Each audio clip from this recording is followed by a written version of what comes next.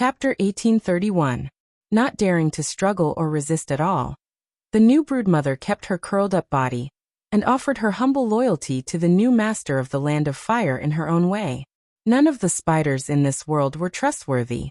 Most arachnid creatures had sinister, cunning, and unpredictable characteristics.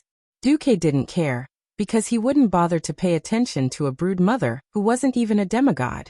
Since he was the king in the Land of Fire, Majordomo would become the manager of this place again in 10 years.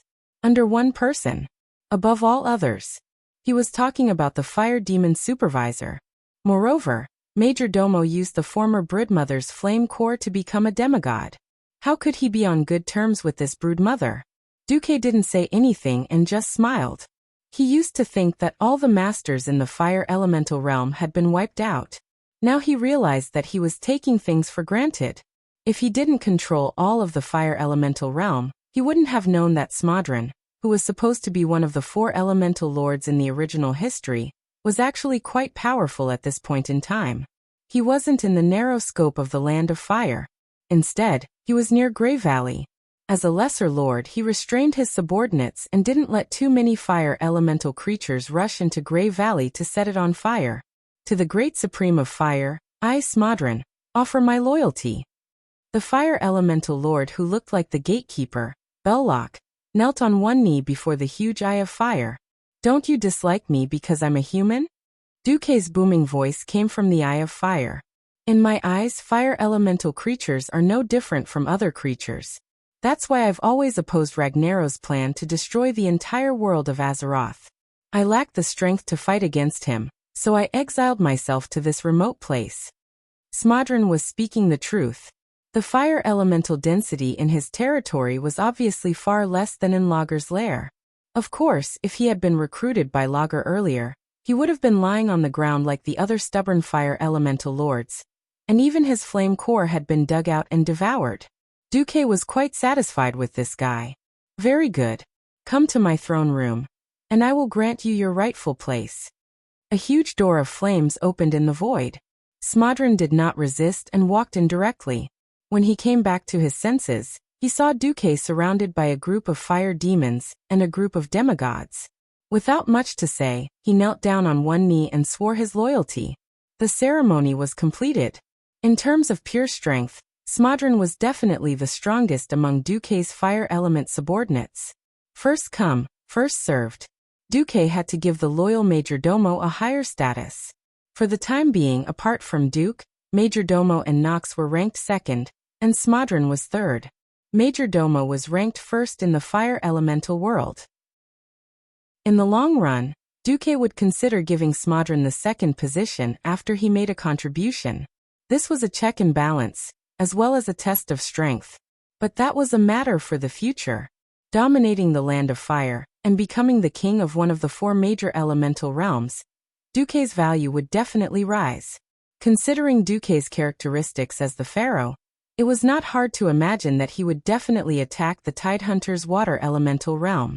But right now, everything was unknown. Attacking the Land of Fire was not only to help Mount Hyjal, but also to help the world of Azeroth. Duque could feel the gratitude from the half-asleep will of Azeroth. Since Duque killed Lager and got the biggest benefit, he was too embarrassed to take the rest of the spoils. Duque did not know what was going on with the mortal equipment in Lager's hands. In any case, Lager was dead, so he just dug out a bunch of mortal equipment from Lager's lair like a treasure chest. Kale, that speculated that this might be the equipment of the Titans who imprisoned Lager. No matter what, this batch of equipment was definitely the best batch he had encountered so far. Arethar's Eye of Flames was an epic longbow with a unique design of flames. The huge handguard on the bow also functioned as a gauntlet. Among the disc-shaped patterns on the bow, there was a sun-like core that burned with inextinguishable flames. Tyrant, Chandris, and Lilith naturally accepted such powerful bows. There were 3 of them, and they were of such high quality. A cloth armor, Flame Manager's sash, was originally taken back by Lager after Majordomo Executus' betrayal.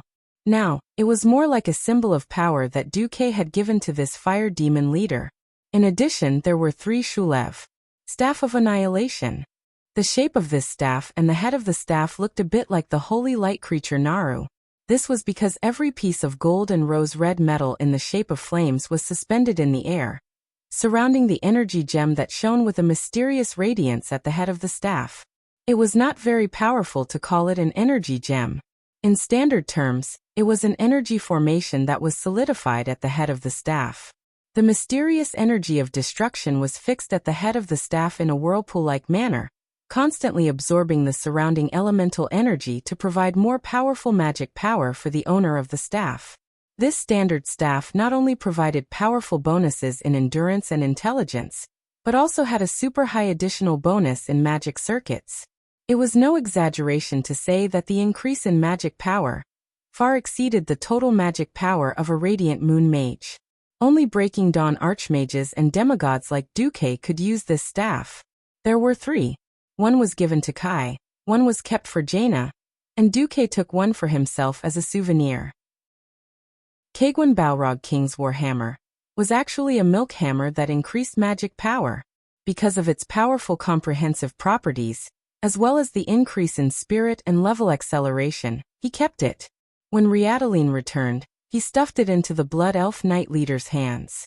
The bastard Gavin Rad actually had the nerve to imitate Riadaline's speech, pinching his throat and shouting, "Boo-hoo, are you trying to make me never return on the path of healing?" If Riadaline heard this, she would probably want to cry. It couldn't be helped. These days, the Holy Knight heroes were all triple elemental Holy Knights. Riadaline wasn't the best at fighting, so she was naturally thrown into the role of a healer. The other Holy Knights each had an offensive divine artifact. They couldn't let it go to waste, could they? The group imagined Riadaline, who couldn't complain, especially the Holy Knights, and felt weird. Especially the Hoof, who had been playing around with happy flames. She touched the back of her head in embarrassment and laughed foolishly. If she hadn't obtained happy flames, which was originally Morning Shadow, she would probably have been thrown into the healing team sooner or later. Chapter 1832. Here. Let's give this to Riadaline too. Let's comfort her. Duque took out the two-handed hammer Savra's, Hand of Burning Annihilation, and prepared to give it to Riadaline. As the warhammer that Lager had used before, this weapon had a rather impressive foundation. Even though the warhammer had shrunk to a size that could be used by humans due to the lack of a massive amount of fire elements, it was a completely different concept in the hands of a true powerhouse. However, William objected. Magni will eventually return. In fact, not only does Muradin not want to use his brother's Balrog hammer, but Magni's spiritual imprint on the hand of the Balrog has not disappeared. Even Bulang, who was assigned to the melee team, lacks a suitable weapon. Duque was speechless. The Alliance's hero team actually lacked defensive warriors these days. There were many professions that could tank the boss. Defensive warriors, defensive knights, wild druids, and even the new death knights. However, the people who entered the hero's domain were all unrestrained. Look at that group of bastard paladins, each of them carrying a divine weapon for damage output, and whistling at the side. They could attack the monsters, but not tank them. William was a true berserker, and he couldn't possibly just give him a shield and let him tank the monster's aggro, right? What a waste of resources. In the end, the one who tanked the boss was Bronzebeard. Bulang, who was originally a hunter with a flintlock, was forced to go to the melee team because of the overflow of rangers in the Alliance's hero team. Dwarves had very high requirements for weapons and equipment. The top-notch god's descent could increase the size of their equipment, but not their weapons. Hence, the Bronzebeard brothers were troubled by the need for a powerful weapon that could increase its size along with its body. After enduring for so long, the hand of the Balrog was the most suitable weapon. Fortunately, there was an additional Savra's, Hand of Burning Annihilation. Next, almost all the spellcasters had a voltage transformer pulse capacitor. This thing sounded very scientific, but it wasn't scientific at all. Not only did it give Pharaoh a high increase in intelligence, but it also allowed Pharaoh to accumulate special free energy every time his magic attack was a critical hit, forming an electric charge that could be blasted out randomly. Finally, they attacked the Land of Fire. After wiping out all those who resisted, they left. It was necessary for everyone to have a set of work clothes. The thief, death knight, mage, and druid all had the flame victor set. Paladin, priest, and warlock all had flame conqueror set. The warrior, ranger, and shaman all had flame protection set. It wouldn't be wrong to say that these were work clothes. In the end, these were the standard equipment left behind by the servants of the Titan giants. After killing the boss, it was the perfect time to let these items see the light of day again. Most of the time, it wasn't because of how good the set was. Even if they were all individual pieces, they wouldn't necessarily be much weaker than the set. Keeping the suit was purely a memento of an era. William, for example, had specially opened up a basement in the Storm Fortress to store his used armors. From the Courage and Strength sets in the early Molten Core era, to the Fearless set in the Middle Period, to the King of Emer set in No Scent. In terms of equipment attribute bonuses, these sets were already outdated. William couldn't bear to throw them away. Firstly, these pieces of equipment couldn't be given to anyone after being soulbound. Secondly, they were proof of his bravery.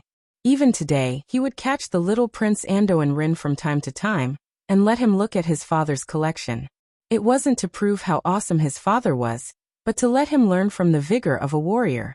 Unfortunately, little Anduin seemed to have gone further and further down the path of filth. In order to prove himself, this kid was already clamoring to join the Alliance of Heroes. He kept saying that Duque had stabbed Sargeras to death at this age. William's face was very dark because of this. The biggest beneficiary of killing the Fire Demon King was Duque. If not for Duque saying that there was no way to move the Land of Fire, Cenarius and the other demigods would be even happier. The fusion of space was not as simple as mortals thought. Since the Land of Fire was attached to the southern foot of Mount Hyjal, it couldn't be separated easily. Cenarius was a little indignant at first, but Isra came out in time to explain that even a true god couldn't separate such a large plane after fusing it. There was really no other way. Duque could only make a sacred oath in front of the guardians of Mount Hyjal. As long as he was still the boss of the Land of Fire, he would restrain the fire elemental creatures and not let them run around. In view of Isra's guarantee for Duque on this matter, Cenarius remained silent, which was rare. Moreover, the current situation didn't allow the naturalists to think too much, because the cataclysm brought about by the elemental invasion was still ongoing. The fire elemental world was settled, but the earth elemental world hadn't arrived yet. At least there was still wind and water. Duque got a group of wilderness gods out, and the Alliance of Heroes was once again in a position to attack at any time. This made the entire alliance heave a sigh of relief. In Theramore, Jaina, who welcomed Duque, pounced on him without any hesitation. Like a playful little girl, she hung on Duque's body like a koala. Duque smiled, hugged her light female body, and spun 1,080 degrees on the spot. Duque, I knew you'd always be the best. Jaina was extremely excited. Let me tell you, those barbarians from the tribe haven't taken down the Twilight Fortress yet. Oh, that's normal. Duque didn't care too much. With Brainless Roar in power, the tribe and the alliance were destined to go further and further apart. Duque couldn't wait for Brainless Roar to use up all the vitality of the tribe. From a certain point of view, it was indeed a solution to solve the food shortage problem by sending people to their deaths. Unfortunately, this was a classic case of putting the cart before the horse. A race with too few people could never become the ruler of a vast land. Yes, Duque. Do you think the tribe can take down the Twilight Fortress? Jaina asked after a passionate hug. Before Duque could speak, there was a cold snort from the side. Impossible. No matter how weak my mother is, she's still my mother. Even if she resurrects, she'll definitely be stronger than me. The one who interrupted was naturally Onyxia. She sensed Duque's arrival at Theramore and flew over immediately. Duque curled his lips, feeling that the relationship between the Black Dragon King and his family was really interesting. On this point, Duque agreed. Sinestra is very strong. If it were the current Gurus, even with the Dragon Slayer Gruul, they wouldn't be her match. As long as she's here, the tribe can forget about taking down the Twilight Fortress. Duque turned his head and looked west, where the battle was. He smiled and thought to himself, Brainless Roar, I'll just quietly watch you show off and quietly watch you court death.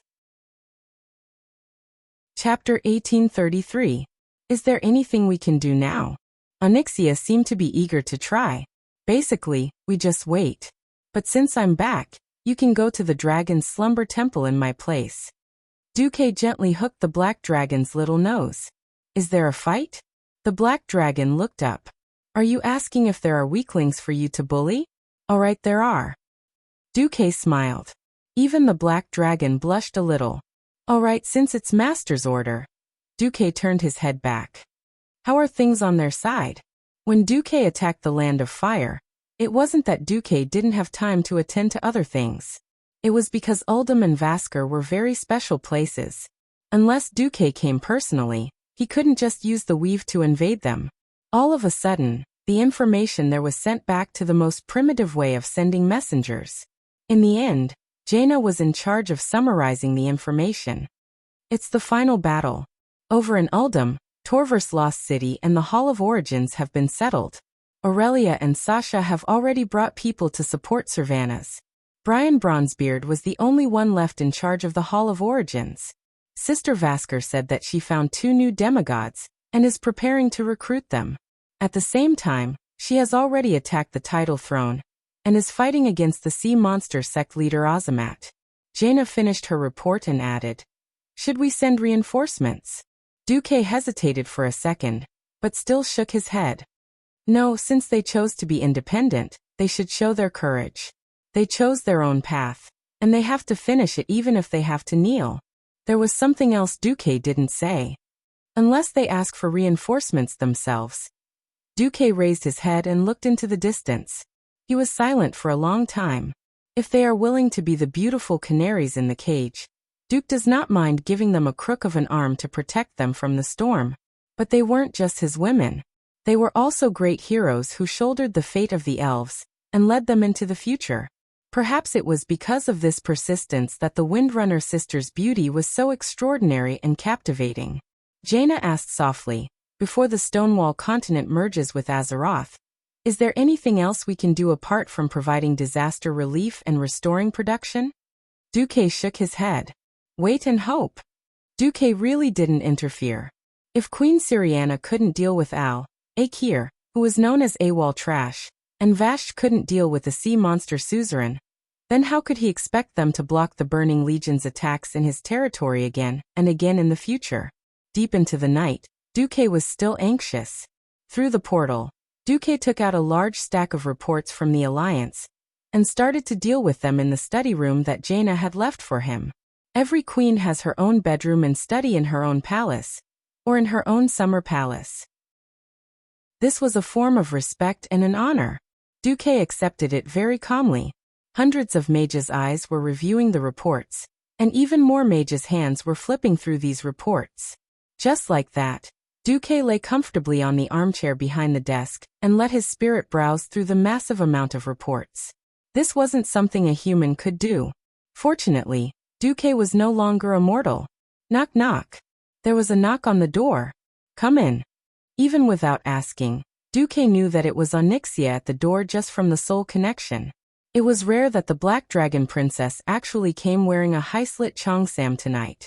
The slit that reached to the waist showed the vacuum state under the chongsam. A dignified dragon, but walking like a cat. She climbed over gracefully and went under the desk in front of Duque. Well, it was one of the daily dragon taming lessons, dragon spitting pearls. For Duque's convenience, Onyxia even made a pair of interesting black dragon horns on her head, which could be used as handles. There was another knock on the door. Jaina, who came in on her own, glanced at the humanoid black dragon princess under the desk. Without saying anything, she simply came up and waved her finger, and the pile of files was moved away by 2 additional hands of magic. Hey, Duque, I miss you. Faced with his beautiful disciple, Duque put on a serious face. Well, it seems that it's been a while since I discussed the academic problem of the reactions of different individual magic circuits in joint situations with you. Jaina winked. Master, please enlighten me. So Duque changed from Ors to Ors 7. While Duque waited for the progress with his mount in his left hand, and a certain queen in his right hand, the Horde's attack on the Twilight Fortress finally came to an end. After all the hardships and the loss of almost 400,000 Horde soldiers, the elites led by Garush finally faced the last leader of the Twilight Fortress, the great traitor Gujar. If Gujar were still a simple two-headed ogre, Brainless Roar probably could have cut him into pieces on his own. As a boss-level expert who had been greatly strengthened by the ancient god N'Zoth, Gujar became a huge problem. Corruption of the ancient god. Corruption. Acceleration. Corruption. Plague. Corruption. Distortion. Corruption. Absolute before him, everybody had to face a cruel test of willpower. The skill betrayal tempted every weak-willed warrior to worship Gujar on the spot and raise their battle axes to their companions a moment ago. The corruption of the ancient god, on the other hand, forced him to become a fallen one through all kinds of dark methods. When the corruption reached the second level of plague, he couldn't help but vomit, causing shadow damage to all his companions who were sprayed by the vomit. When the third level of distortion happened, he would automatically cause group shadow arrow damage to his companions around him.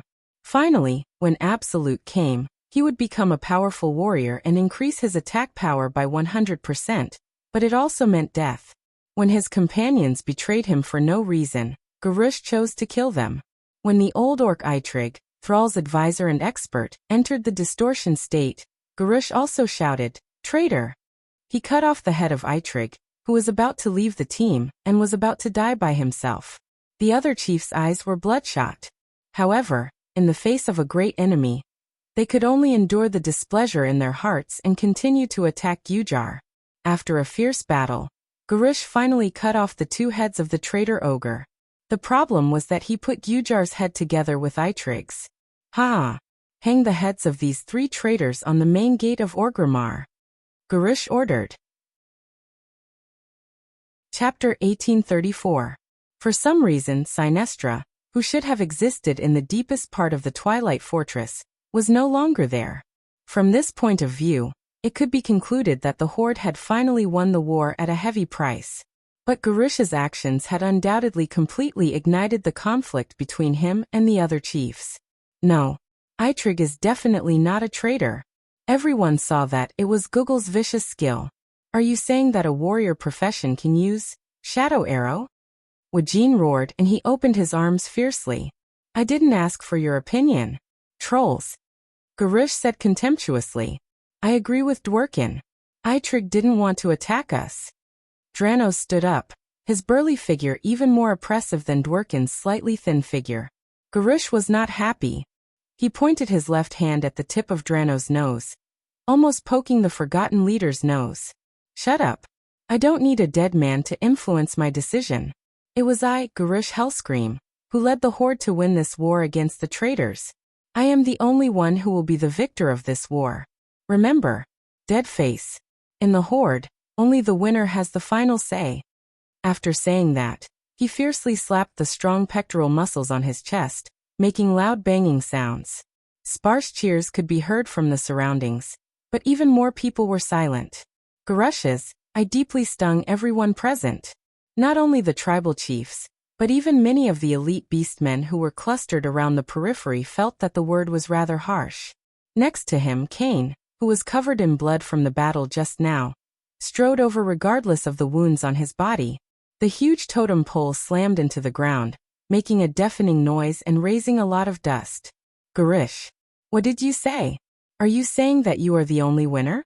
Then what about the hundreds of thousands of soldiers sacrificed for this battle? Were those orcs cannon fodder? Were more than half of our Tauren, trolls, and Forsaken warriors just stepping stones for your prestige? The Tauren chief, who was as huge as a hill, stood in front of Garush, looking down at the great chief who was shorter than him. Garush already hated the feeling of having to look up to someone. Unexpectedly, Cain was so angry that he sprayed saliva in Garush's face. Any qualified leader with a bit of political sense would never say something like this. However, the reason why Garush was called the Brainless Roar by many alliances was because of his 5 IQ and his personality of speaking without thinking when he was angry. Garush's first reaction after being spat on was to punch Cain in the bull's mouth. It was a powerful, swift, and ruthless left hook. Every tribe leader present saw that the old bull's slightly long face had been beaten until it was deformed. Even the muscles on the right side of his face had received a fierce blow to his gums. At least 3 of his teeth had been knocked out. His huge teeth flew out of his mouth along with the stench of blood. The old bull was a bit stunned. Then, words that made him even angrier rang in his ears. It was Garush's terrifying declaration. "Pay attention to your identity, King. You Taurens are just vassals of us orcs. The tribe will always be decided by the orcs. And I am the great chief of the orcs. I am also the great chief of the tribe. Those who don't listen to the great chief's orders can die." Cain looked up and was shocked to see Garush making a throat-cutting gesture at him with his thick right thumb. Long-term injustice. Long-term suppressed anger. The humiliation he had suffered during this period of time. Everything was like a volcano that had been suppressed to the extreme and had to erupt. It erupted in Cain's heart. If the Taurens were a race that Thrall had conquered in war, perhaps Cain would choose to lower his head. But that wasn't the case. The tribe used an integration system similar to the Alliance. In the tribe's declaration, the status of the various races was equal.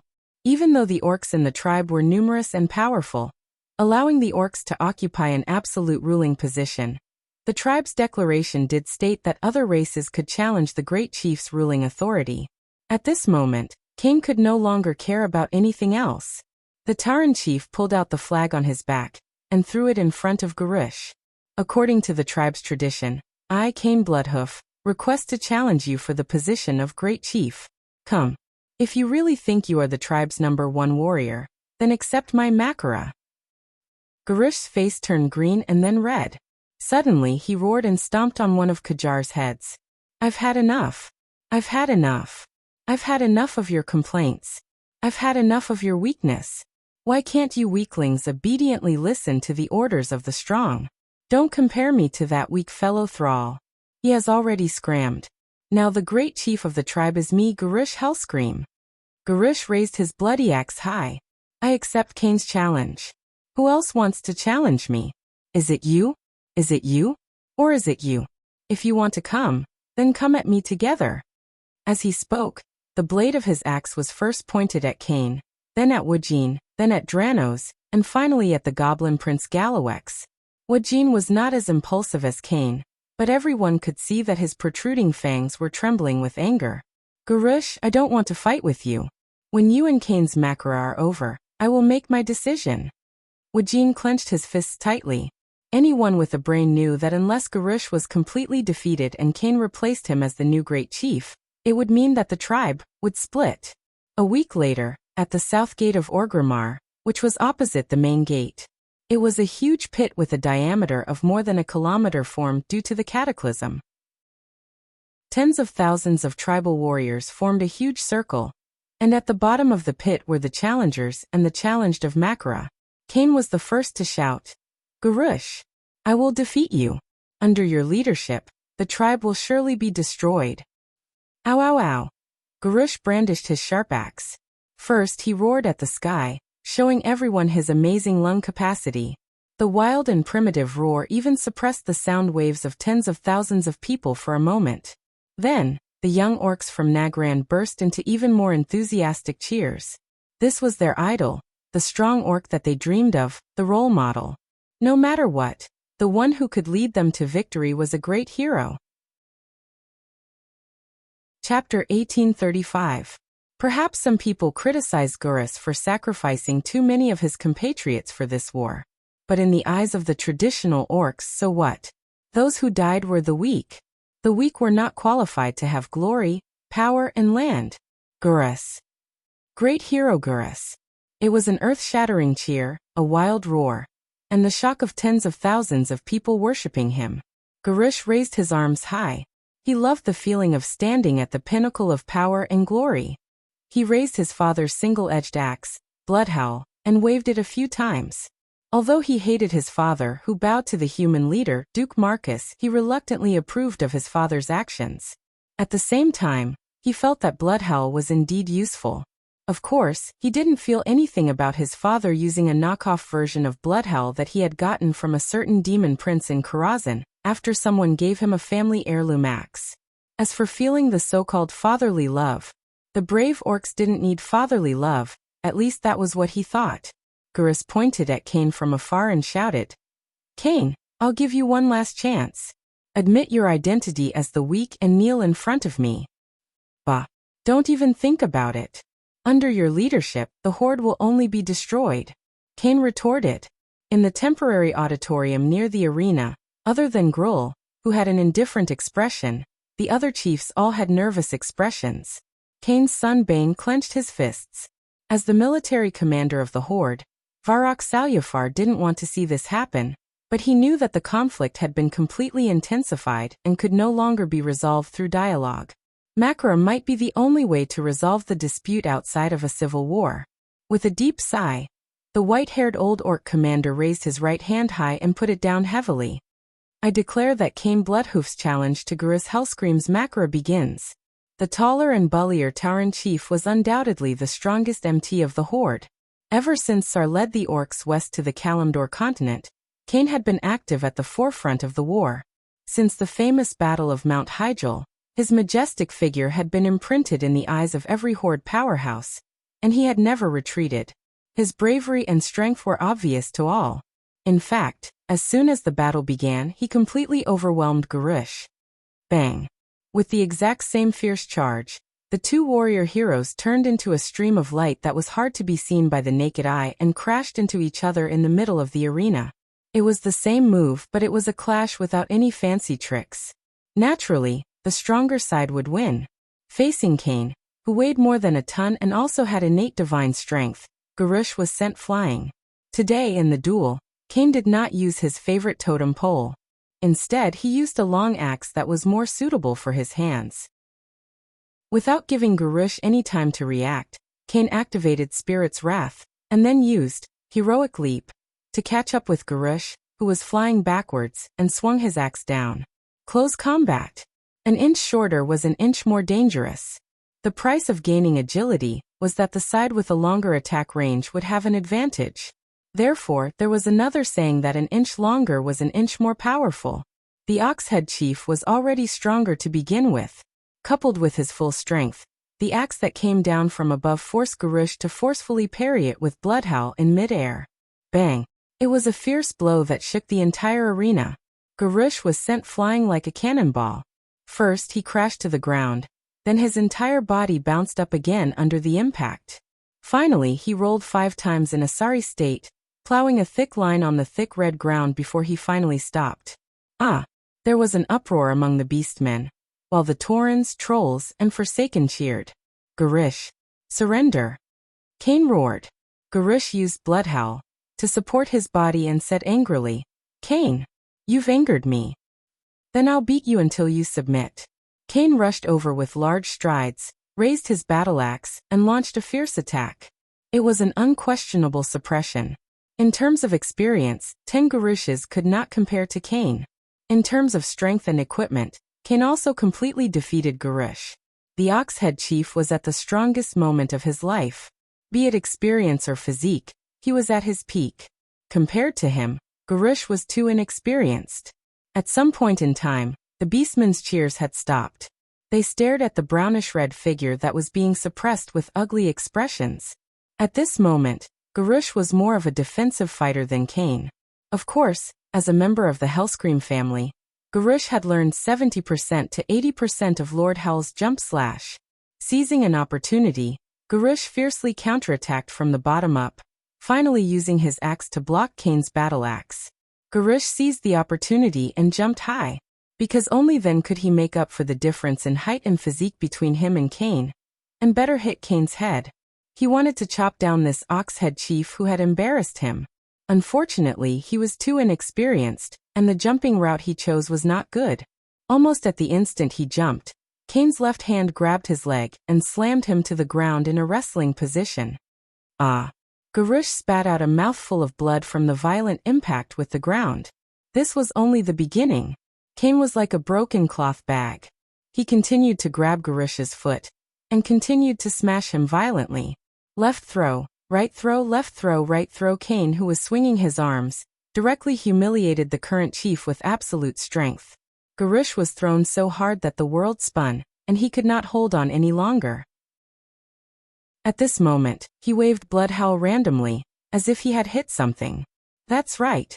The tip of the axe blade had indeed slashed across Kane's chest. There were over 100 wounds on his body, and Kane, who was injured in almost every battle, did not think much of this injury. However, he immediately realized that his chest was violently numb, followed by an unbearable feeling of suffocation. Kane let go of Garush's leg and touched the wound on his chest. He saw that a considerable part of his blood had turned green. He realized what it was. Poison. Kane's eyes widened, and this scene was witnessed by Kane's son Ben. Just as Kane's entire body was almost paralyzed, the furious Garush pounced over.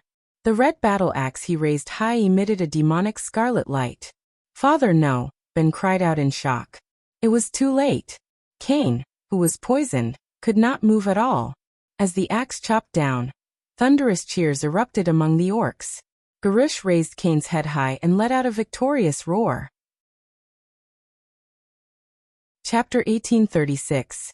Not many people could understand what had just happened. Because of the distance and vision, everyone only saw that Kane was indeed suppressing Garush, but at the last moment Garush directly killed Kane. The wild cheers of the crowd covered everything, including Bane's shout, "Poison! Garush's axe is poisonous! That despicable guy murdered my father!" Did anyone hear that?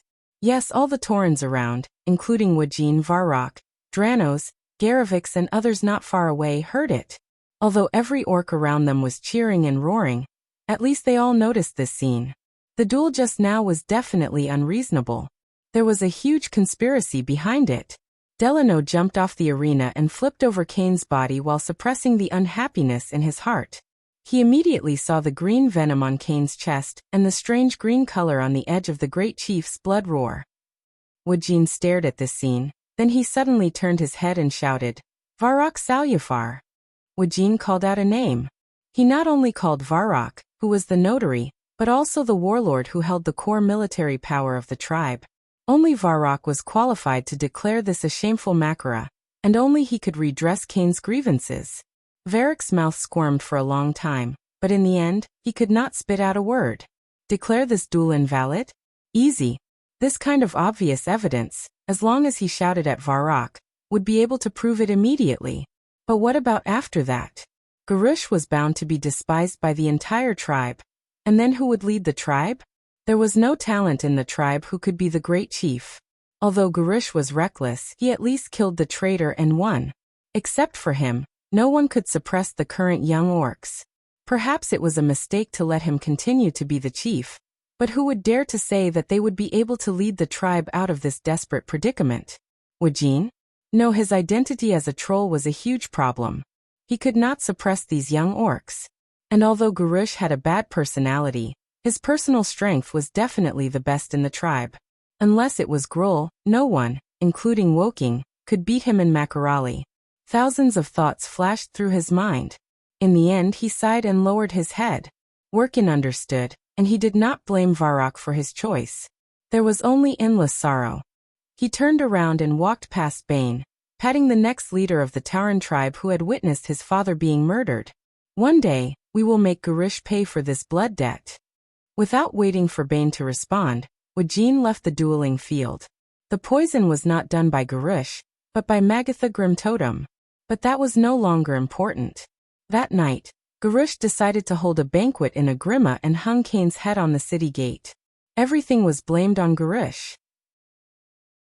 That same night, Woken found Varrock, took out an oath written on wyvern skin, and declared to him, "From this moment on, I, Woken, on behalf of the Darkspear Trolls, officially declare our peaceful departure from the tribe in accordance with the terms of the declaration made with Chief Sar. If Garush chooses to advance, we, the Darkspear Trolls, will wait for the war in the Echo Islands. Of course, you can also raise your axe to me at this moment, and I will respond with my spear." Varrock was stunned, his lips trembling. Is this necessary? You have made your choice. The Darkspear Trolls have also made their choice. That's all. Without accepting any persuasion, Woken left Varrock standing alone in the chieftain's hall. What was even more shocking was that almost immediately after, Dranos also found Varrock. The Forsaken have announced their departure from the tribe. No. This is not true, you are. I used to be an orc, and you used to be my father. But I am already dead. And the dead are not qualified to have the same rights as the living, are they? Garush didn't think much of me anyway. But I am now the leader of the Forsaken, and I have to be responsible for my people. So be it, father, if you can't stay. Welcome to Winterspring. Or like our chieftain's father Grom, you can rely on Duke Marcus. For you that is also a good choice. Ignoring his father who was completely speechless, Delanos used his ice-cold body to hug his father who still had blood flowing and body temperature, then threw down an oath and left proudly. That night, the goblins and Taurens also announced their departure. Garrawek said in his sharp voice, I don't mind owing people money, but I really mind being owed money. The tribe owes me too much money. Sar can't pay it back, Garush doesn't want to pay it back at all, and wants my life. The Rustwater conglomerate is finished with the tribe. You want the Rustwater conglomerate to return to the tribe? Yes, pay us the money you owe first. Ben said resolutely. This is an unfair duel. The Taurens do not recognize Cairn Bloodhoof's glorious death. The Taurens have no intention of fighting against the tribe, but if the tribe chooses to attack Mulgore, the Taurens will fight to the end at Thunder Cliff. Overnight, the tribe fell apart. When Varrock handed the 4 contracts to give up the tribe's identity to Garush, who woke up with a hangover the next morning, Garush lost his temper on the spot. Betrayal. This is a shameless betrayal. Who gave them the right to betray the tribe? Garush flew into a rage on the spot. Varrock was unmoved. This was set by the previous chieftain Sar, when he pulled the 4 major races into the tribe. At that time, all the chieftains of the tribe signed the agreement, including me representing the Blackstone clan, Sar representing the Frostwolf clan, and Grom representing the Warsong clan, which is your father. Back then, every chieftain agreed that all races were equal, and had the right to leave peacefully as long as the tribe was not in a state of war. Garush clutched his slightly painful head. Isn't the tribe in a state of war now? Who ordered it to be lifted? It's you, chieftain. After you killed Cairn Bloodhoof, you personally announced this decision in front of thousands of orcs at the banquet last night, Varrock said in a deep voice. Garush's face suddenly turned red. He did not admit his fault, but instead vented his anger on the few chieftains. In any case, abandoning the tribe without permission is betrayal. I want to punish those who dare to leave the tribe behind my back. Garush waved his bloody roar. As the chieftain, of course you have the right to declare war. Remember, if you do this, it means that you are declaring war on the 4 major races at the same time, and they are very likely to fall to the Alliance. The most important thing is that we neither have a ship to the Echo Islands nor enough food to support an army of more than 100,000 to attack any other race. Varrock retorted coldly. Chapter 1837.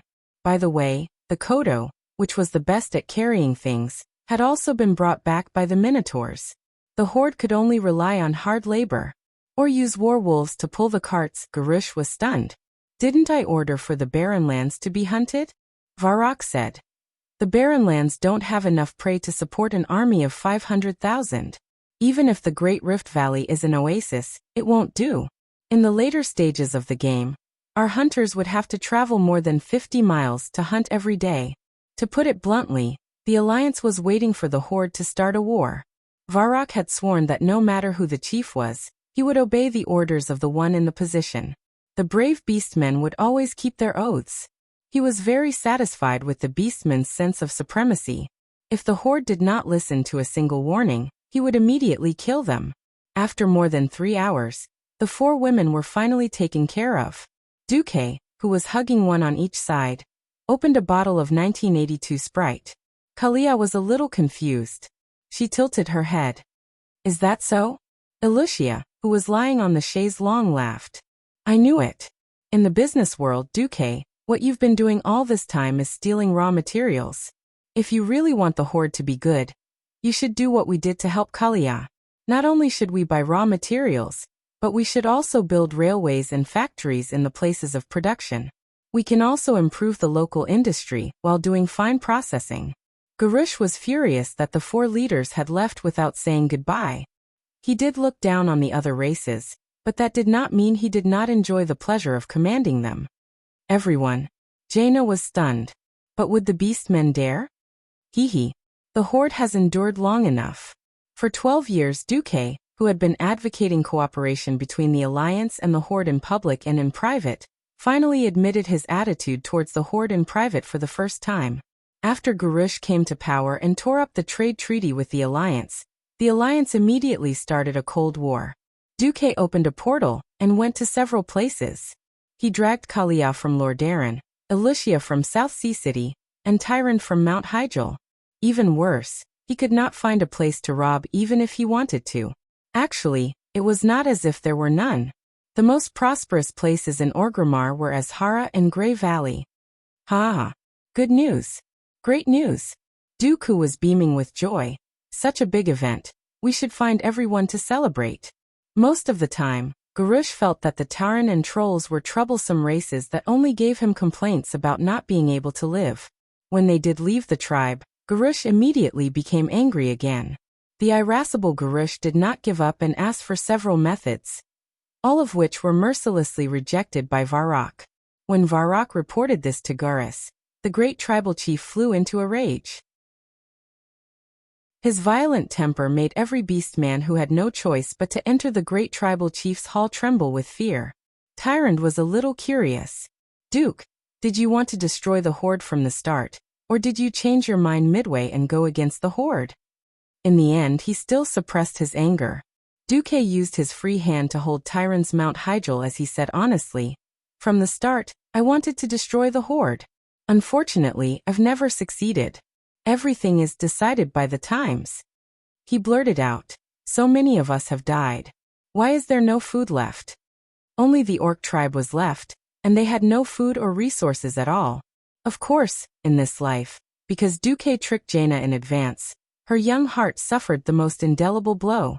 Jaina, who was known as fair trade with the tribe, had always been like Duque. On the surface, she acted like a good person, but in private, she never gave up on scheming against the tribe. Without airships, there would be no large-scale transportation. Oh no. Duque had probably opened a bottle of fruit wine that the night elves had stored for 82 years with a special method, and poured himself a full cup. Last night, the goblins had retreated. What made Varrock despair was that the Rustwater Consortium had taken away all the valuable things made by the goblins, such as the hot air balloon airships that connected Orgrimmar to other places. The only thing that made Varrock feel lucky was that Gurus seemed to know the gap between them and the Alliance. He did not dare to start a war with the Alliance. Otherwise, he would really be looking for death. On the other side, when Duque, who was waiting for news from Odom and Vastur, suddenly heard that the horde had split up, Duque did not say anything. He hugged Jaina happily and spun a few times on the spot. This was because she was the one that Duque had tortured the most. Almost every inch of her skin was planted with strawberries. He wanted to go on an expedition to destroy races like the Trolls and Tauren, but was told that there was no food. This surprised him. Haha. I couldn't hold it in. Haha. Duque pretended to be stupid. Varrock said coldly, "Great Chief, we need food to fight a war. Our methods of transporting and storing food are too backward. For every bag of food we transport to the Barren Lands, we will lose 3 bags of food along the way. In order to destroy Gujar, Orgrimmar's granaries are almost empty." This caused the horde's control over the various regions to drop by several levels. These words were nothing to a traditional orc, but they pierced deeply into Varrock Salufar's heart. For a moment, old Varrock almost wanted to pull out his axe and give this idiotic chief a good beating. In order to deal with the invasion of the Firelands, the Dalajan had already arrived at Mount Hyjal. The Alliance had stationed troops in Grey Valley, Azhara, and Theramor's Dustwallow Swamp. Among the 4 women, Jaina had the most complicated relationship with the Horde in history. Before Theramor was hit by the magic bomb, focusing Rainbow, Jaina had a very long honeymoon period with the Horde. Jaina, who was said to have sold her father out, had a very good relationship with her rumored male friend, Thrall, which caused her father trouble. The Wyverns alone could not meet the speed and quantity of transportation. The Horde did not have a railway, so all transportation would return to the more primitive era of animal power. When Duque brought all the harem he could find to Karazhan's bedroom, Duque laughed and began to break the armor of the women. Where the Duke Divine sword was, the terrifying scene of 999 consecutive strikes shocked everyone present. Oh, if you didn't say it, I would have thought that you, Duke Marcus, were a selfless hero who only cared about the public. But that's good. It proves that I didn't misjudge you. By the way, why are you purposely tormenting me? Jaina also held a glass of wine, but she glared at Duque with dissatisfaction. Chapter 1838. Alicia burst into laughter. Silly queen, it's fortunate that the man you're with is Duque. Otherwise, you'd still be counting the money after being sold. Kalia was dissatisfied. Humph. If it wasn't for Duque forcing me, I wouldn't have wanted to be the queen. I might even become the #1 adventurer in the Alliance, as well as a professional cleric in the Alliance's hero group. Kalia's words made sense, and Alicia was defeated. The two girls immediately became a ball of fun. Ah, that beautiful spring scenery. Duque almost wanted to end his time as a sage and have some fun with someone else. Jaina stopped him. Let's talk business first. Otherwise, I won't be able to feel at ease. All right. Duque was a little disappointed. Don't be like this. Teacher, I'll do whatever you want with the students later. Answer my question first. Duque perked up. All right. How are we going to face the horde? Jaina asked. Duque thought for a moment. First of all, the Alliance must continue to maintain a lukewarm attitude towards the big tribes in a broad sense. If the tribe is divided today, Wujin will leave the tribe with his subordinates, and we will immediately rush to the Echo Islands at night, make some promises, or put some race under our protection. The Alliance will be at a disadvantage. Oh, even a veteran politician like Tyrande was surprised, much less a political noob like Kalia. Jaina blinked. Are you afraid that the tribe will think that the division of the tribe is a conspiracy of the Alliance? Duque shook his head. No. Most importantly, even though Brainless Roar had torn the tribe apart, the tribe's cohesion were still there. If Garush had killed Thrall in the duel yesterday, I might consider doing it right away. But as long as the tribe is not rotten to the bone, once Sao returns, the tribe will reform into a fist. Isn't it a good chance now? Jaina asked. Duque sighed. It's a chance, but it's not enough. Our alliance is too strong and gives the tribes too much pressure. As long as there was any sign of trouble in the alliance, even if the 5 tribes had irreconcilable internal conflicts, they would immediately unite again. And the key is that the alliance still lacks a righteous cause. Tyrande nodded. Yes, the alliance is indeed not a violent organization.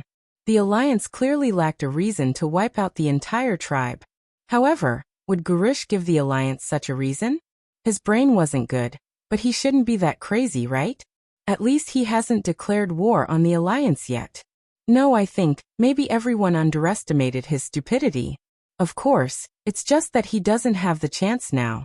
When he does, Duque scrutinized it. In this life, the tribe was even more chaotic than before, and the division was even more severe. In the end, it was because Duque's own arrangements over the years had taken effect. He commanded the alliance to suppress the horde's expansion, causing the horde's territory to shrink by at least half. At the very least, the Tirisful woodland was no longer controlled by Undercity, and the Long Song forest was no longer controlled by the Blood Elves led by Lord Thema. With less territory, the corresponding resources were far less than in history. Naturally, their ability to resist pressure was even worse. In order to ensure the survival of the Beastmen, Gurus consumed the population and completely plundered the resources of the other 4 races for the Beastmen to use. Naturally, the backlash was even greater. It could be said that in this matter, the alliance had already gained the absolute upper hand. Unfortunately, Nesario did not die, and Brainless Roar did not further seek death. Duque wanted the alliance to make a move, but it was still lacking a little bit. Although he was happy, Duque could only suppress the ecstasy in his heart and not announce anything to the public. At this time, Kalia said a little strangely, "Yes, speaking of which, you've also accepted Sister Irel. Why didn't you call her for your secret celebration, Duque?" Duque had a strange look on his face. It was Jaina who giggled and said, "Of course we have to find her for the celebration, but there are many things that can't be told to her. If she knows, all the Drenii will know." Indeed, Hoof was a little mature. Unfortunately, she still had the mentality of a typical young girl. Anything good in one's heart could never be hidden from the people around them. It was such a big thing that Duque wanted to secretly deal with the Horde. It was good enough that the various tight-lipped queens knew about it. Even if all the participants of the Throne Council had a tacit understanding, some things should not be announced in advance. At this time, Hoof sent a magic message. Duque, I heard that the Horde has split. Don't say anything, come over immediately. I have something important to inform you." When Hoof stepped out of the portal, Duque did not say anything and directly pointed his sword at Hoof. After a round of Duque's 999 godly swords, the four women even came up to help put down Hoof, causing Hoof to exhale more than it inhaled. Then Duque slowly informed Hoof that his attitude towards the Horde was to wait and see. The butterfly effect caused by Duque, the butterfly, had really changed Azeroth too much. Originally in history, the Cataclysm should have been Sal's most glorious moment. Sal, who had been promoted to the Shaman of Salvation because of the Cataclysm, should have been widely praised throughout the entire world, and received the greatest recognition from the Sleeping Dragon Temple. Unfortunately, with Duque's existence, it seemed that there was nothing for Sal to do. At this moment, in Nagrand, Sal, who was wholeheartedly practicing the way of shaman, suddenly received news from the spirit of the earth. What? Duque killed the fire demon king Ragnaros and officially replaced it as the supreme lord of the fire elemental world? And forced all fire elemental creatures to serve the Alliance mages first? Sal's heart was like a level 12 hurricane, because the broken planet Draenor, where Nagrand was located, was too far away from planet Azeroth. In the absence of special magic communication, it was normal to rely on the elemental spirit to transmit the news for such a long time. He felt terrible in his heart. He gave up his power and left the Horde, of course, because he was forced by the political situation. What he really wanted was to protect the world of Azeroth, to become a demigod, and to gain the recognition of him and the tribe from the Sleeping Dragon Temple. At least in the general trend, he would not be left behind by the Alliance. Otherwise, if every world-destroying event had nothing to do with the tribe, and if the Alliance really wanted to attack the tribe, the Long Sleep God Temple and the Protectors would definitely stand by and watch, or even help the Alliance. At that time, the Horde would really be finished. But Duque sitting on the throne of the King of Fire was definitely destroying Sal's plan. The way of shaman was to communicate with the elemental spirit, which was a relationship of request. It was absolutely different from Duque's. I'm the Emperor, you do whatever I want you to do. Duque made the fire elementals serve the Alliance first. To put it bluntly, in the future, the shamans of the Horde would not be able to use fire elementals to attack the Alliance. Otherwise, they would turn around and burn the shamans first. This feeling of being stuck at the source was like being strangled by a rope that could pull you up and hang you at any time. Chapter 1839. This is bad. Duque will definitely let Sylvanas, who is already a demigod of wind, deal with Al-Akir, and let Vashj, who is also a demigod, enter the throne of tides. If all three elements are controlled by the Alliance, Thrall did not dare to continue imagining it. No. I have to change direction. The priority should be the Earth.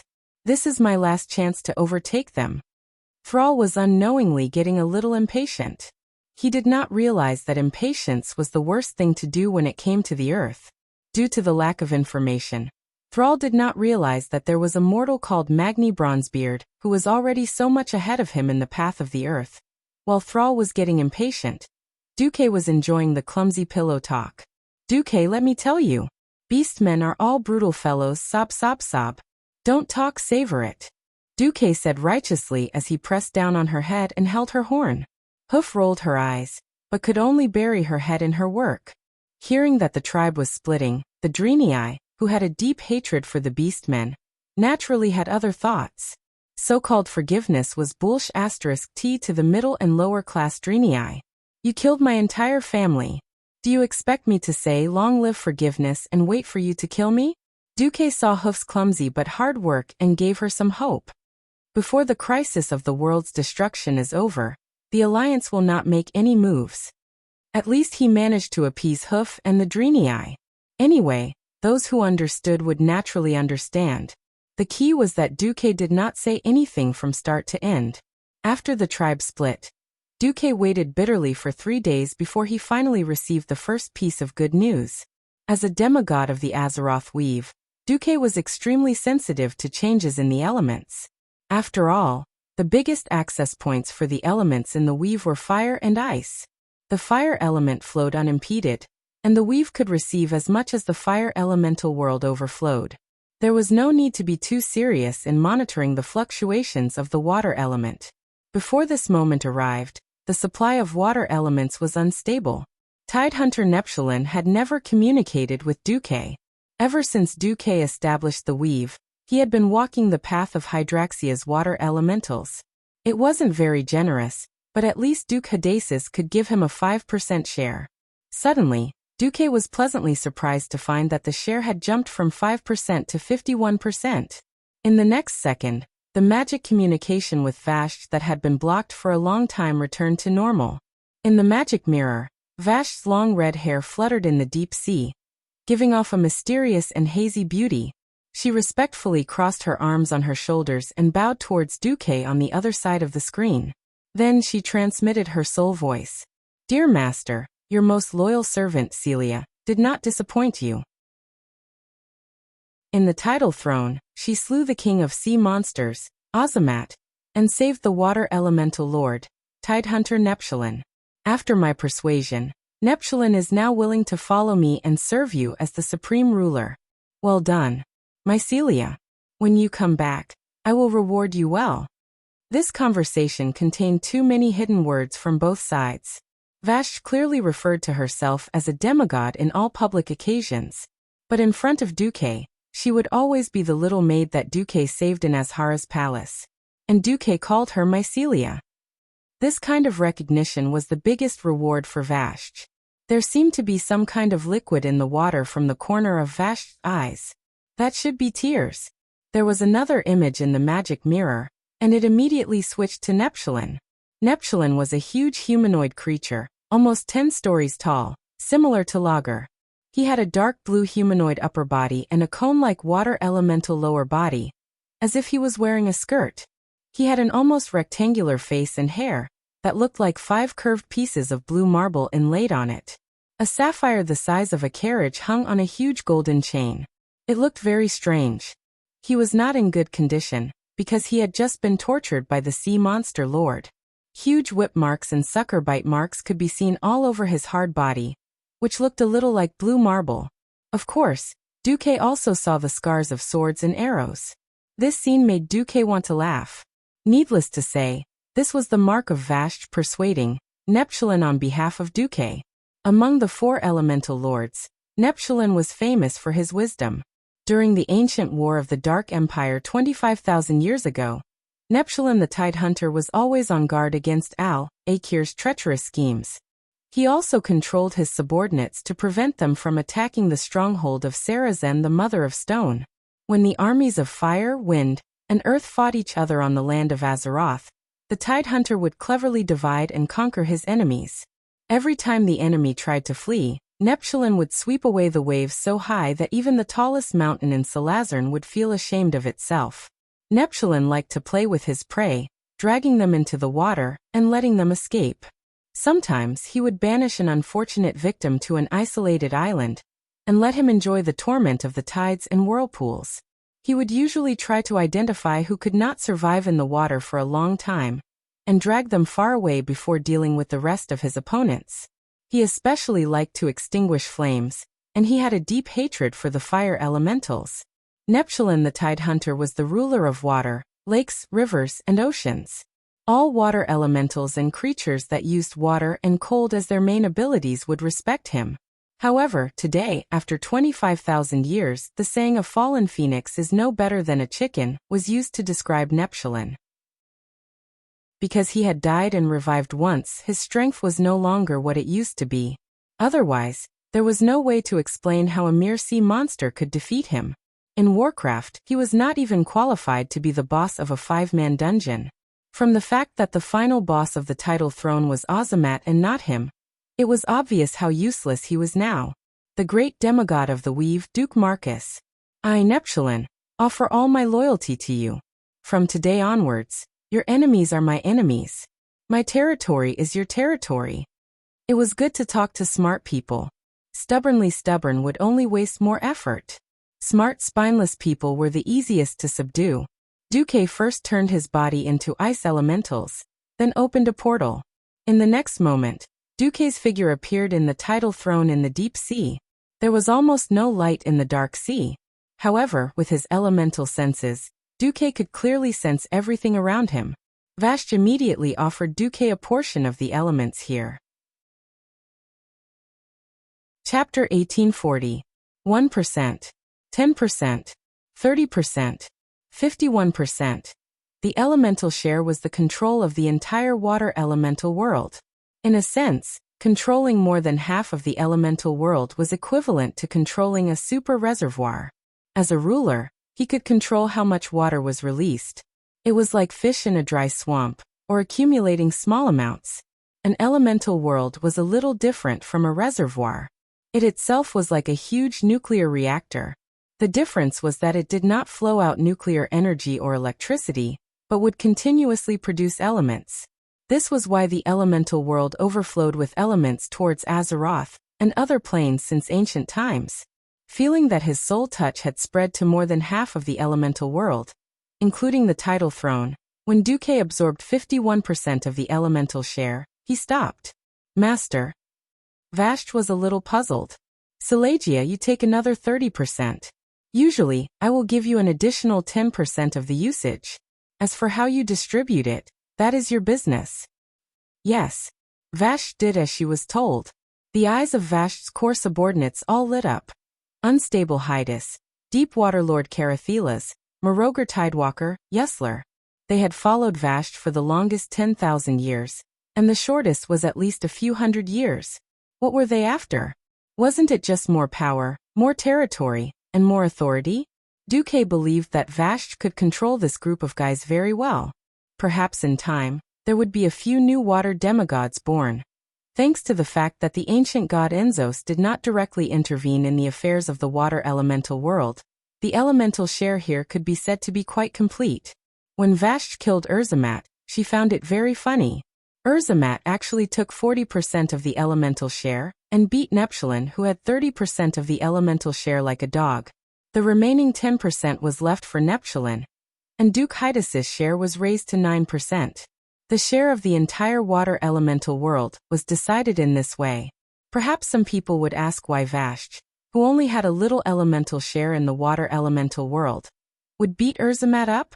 That was because the total amount of elements that Vashj controlled was higher. In fact, the Azeroth main world and the elemental world were two separate entities. The elemental concentration in the elemental world was undoubtedly the highest. Although the concentration was high, the total amount was small. The Azeroth main plane's elemental concentration was low, but the total amount was many times greater. It was as if the entire land of fire had descended into the main plane, and only occupied the small southern foothills of Mount Hyjal. The water elemental realm was about the same size, just the size of Valshi. That was why Ragnaros and Akir dreamed of occupying all the fire and wind elements on the main plane. Although the elements realm was the source of elements, the absolute quantity of elements in the main plane could also consume the pure elements in the elements realm. This was why Duque had applied to planet Azeroth's will to make Vashj a demigod under the direct jurisdiction of the planet. Having managed Lordamir Lake for so long, Vashj's cards were definitely better than Azamat and Neptulin, who had torn apart the water elemental plane. For Duque and Vashj, controlling the water elemental realm was equivalent to controlling the entire Azeroth water element from the source to the branches. Although the total amount of water element on the entire planet was too shocking, far beyond the scope of a demigod's control, having both the branches and the source was unimaginable. When the water elemental realm was completely integrated with the main plane, it was foreseeable that the share of water element would become more and more valuable. The law of nature was that the winner took all. Neptulin could, of course, sense that his old rival Ragnaros was already dead. Facing Duque, the superboss who destroyed Lager, controlled the fire elemental realm, and dominated the powerful demigod Vashj, Neptulin did not dare to even fart. He had to be a coward. The water elemental realm had completely changed. From today onwards, Duke would be the ruler of this place, while Vashj would rule over the tidal throne as Duke's representative, controlling this place. Master, I still have something important to do. Please let me report to Karazhan, Vashj said very respectfully. Okay. After Vashj arranged the defense here, it was actually a territory for the 4 water element masters under her. Then, she and Duque returned to Karazhan through the portal. Although Vashj looked submissive on the outside, through the soul connection, Duque could clearly feel the excitement in her heart. Almost as soon as they stepped into the bedroom, Vashj turned back into the appearance of a high elf and wrapped around him like a beautiful snake. She clearly had a pair of long legs, but she gave Duque a soft and boneless feeling. Master! With a sickeningly sweet voice, Vashj displayed a kind of passion that did not match with a water element demigod. Duque unsheathed his godly sword, followed by sword drawing technique and sword return technique. The seemingly monotonous 2,888 consecutive stabs had an unimaginable fiery effect. In the end, Vashj, who overestimated herself and wanted to challenge Duque, ran out of stamina and was put to the ground, limp like mud. Duque raised his eyelids. This is your important matter? Nothing is more important than confirming Master's care for me. If Master doesn't trust me, then I will continue to be my personal maid. I don't want this water elemental realm. What Vashj said made sense, and Duque was speechless. This was the difference in the way people thought because of their different backgrounds. Vashj, who was born as a noble but had been a maid for Queen Azhara in the palace for a long time, still had the habit of relying on the royal power or the strong. That was something that could not be changed. Just like in the original history, Vashj, who was once independent, finally found Illidan, the unreliable doc, just because she felt that Illidan was stronger than her, and that there was a better future with Illidan. So she died tragically in the Serpent Shrine Cavern. In this life, she saved her soul and saw Duque as the only salvation for her body and mind. So she became Duque. Duque's focus and desire were even above her personal wishes. Duque could not help but like this loyal dog-like attribute brought about by changing history. It was so worry-free. After being intimate with Vashj for an entire day and night, Duque suddenly received an unexpected visitor. Kale, that's Sunstrider. Oh, what a rare guest. I didn't expect you to visit me. This was not a polite remark. Although Duque had helped Kale back then, and Kale was very grateful to Duque, for the sake of his subordinates, Kale had to create a small circle independent of the Alliance's power circle. This group of people was under orders from the Alliance, but also a bit like an organization like Silver Dawn, with a certain degree of independence. Chapter 1841. For the sake of that group of people, and not wanting to provoke the Windrunner family, which held the power of the Blood Elves, Kale—that's relationship with Duque was always a little ambiguous. Kaizi would accept any of Duque's arrangements or orders, but he rarely came to find Duque in private. Kale—that's glanced at Vashj, who was standing beside Duque and dressed like a maid, with a dignified bearing and lustful eyes. He seemed to be a little concerned, but he also seemed to be used to it. His reaction was a little strange. What? I've already reported Vashj's attack on the water elemental realm at the throne meeting. Duque found it strange. Kaizi sighed. No, I'm just a little envious of the trust between you two, master and servant. In the past, in the circle of high elven nobles, even husband and wife would have all kinds of dirty political deals or frame each other. Duque did not know how to continue the topic. Instead, it was Vashj who blushed, which was rare. Kaizi changed the topic, stood up, and bowed deeply to Duque. When he looked up, he said in a straightforward manner, Duque, I'll also say it directly. I hope to offer my soul and loyalty to you. This. Needless to say, Duque was a little stunned. He wanted to say, you must be joking, right? But he immediately realized that Kaizi was unusually serious. What's wrong with Kaizi? Kale that's continued. I spent the first half of my life as a prince. I used to think that seeking happiness for my compatriots and people was the whole meaning of my life. I've always encouraged myself with this. Unfortunately, my father's matter completely turned my world upside down. Duque did not say anything and let Kaizi continue. That was my father's sin, and also the sin of the Sunstrider surname. Since I'm a member of the Sunstrider, I don't regret it, nor do I blame my father. I calmly accepted this sin. I worked hard for a long time, hoping to still do something for my compatriots after removing the Sunstrider surname. Unfortunately, I discovered that Sylvanas Windrunner did a better job than I did. At this point, Kaizi sighed deeply. I'm at a loss. I'm at a loss for myself. I'm at a loss for those who believe in me and want to follow me to the death. We don't know where our future lies. Duque interrupted. You have already proved your determination and courage to fight against evil with your actions. Have you forgotten the cheers of the Blood Elves? Of course not. But we want to do more, not just for the Blood Elves, but also for this world that is constantly being invaded by evil. Because of this, my followers and I yearn for greater power. Duque frowned. You can't find your own path to power? Kale that's became agitated, and his voice became more sonorous. No, I found it. But this is the only path that suits me, and it requires your absolute trust. Duque realized what Kaizi was referring to. Vashti, who was beside Duque, also had a fierce look in her eyes. As long as Duque gave her a look, she would not hesitate to attack Kale. That's. Duque sat comfortably on the sofa and lay back down. His voice was a little unfathomable. You want the share of the fire elemental world that I control?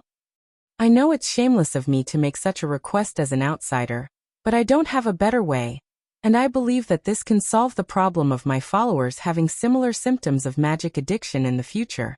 So in exchange, my followers and I are willing to offer you all our souls. At this point Kale, that's no longer bowed, but knelt down deeply to worship Duque. It had to be said that Kale, that was very accurate in this matter. Unlike in the fire elemental world, Duque did not have a capable assistant like Vashti in the fire elemental world. So Duque only symbolically gave Majordomo 5% and made him a manager. As for the other two guys, Sharnox, the fire demon hunter who had joined Duque in advance, gave him 3%. As for Modron, who would have become the fire elemental lord because he had chosen the tall among the short in history, that was too bad. I'll give you 1%, take it or leave it. Duque monopolized 91% of the shares and was in an absolute position of dominance. Duque's ambition was not just the fire elemental world. He had to at least take care of the arcane, fire and frost elements to become a true god. He could not have so much energy to concentrate on managing the fire elemental world. It should be said that Majordomo was enough to manage it. The problem was that Majordomo was too weak. Even if he became a demigod, his combat power was still as high as 5 among demigods.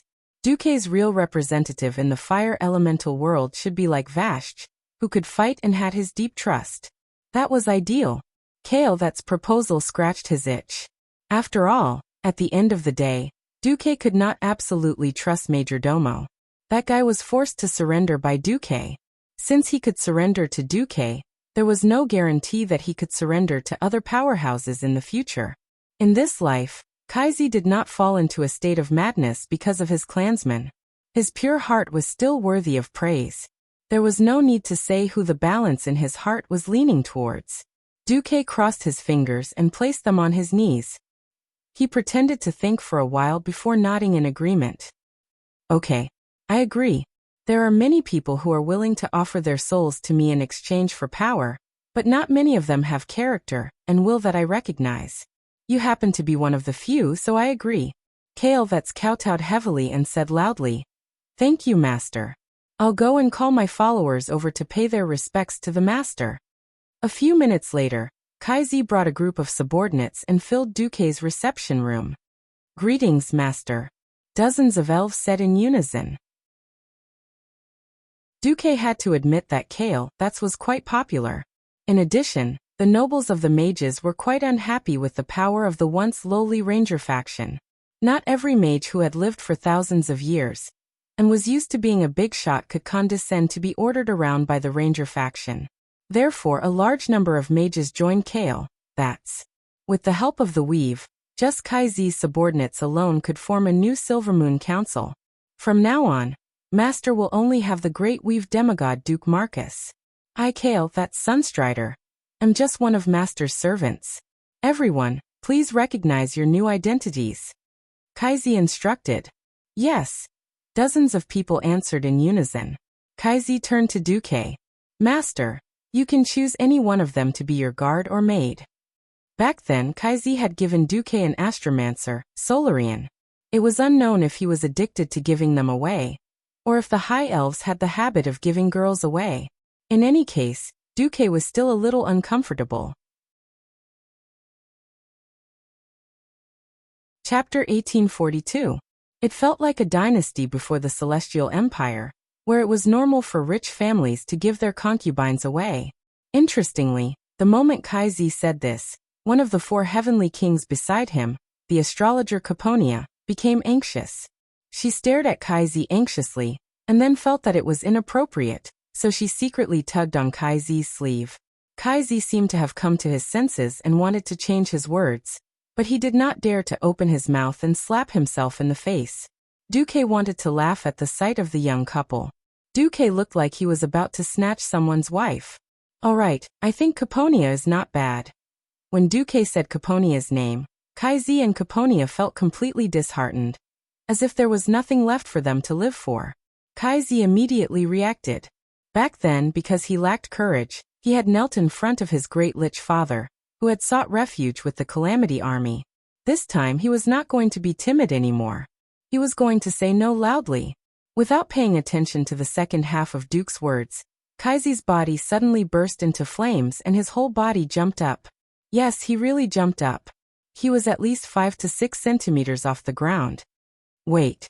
No. Caponia can't do it.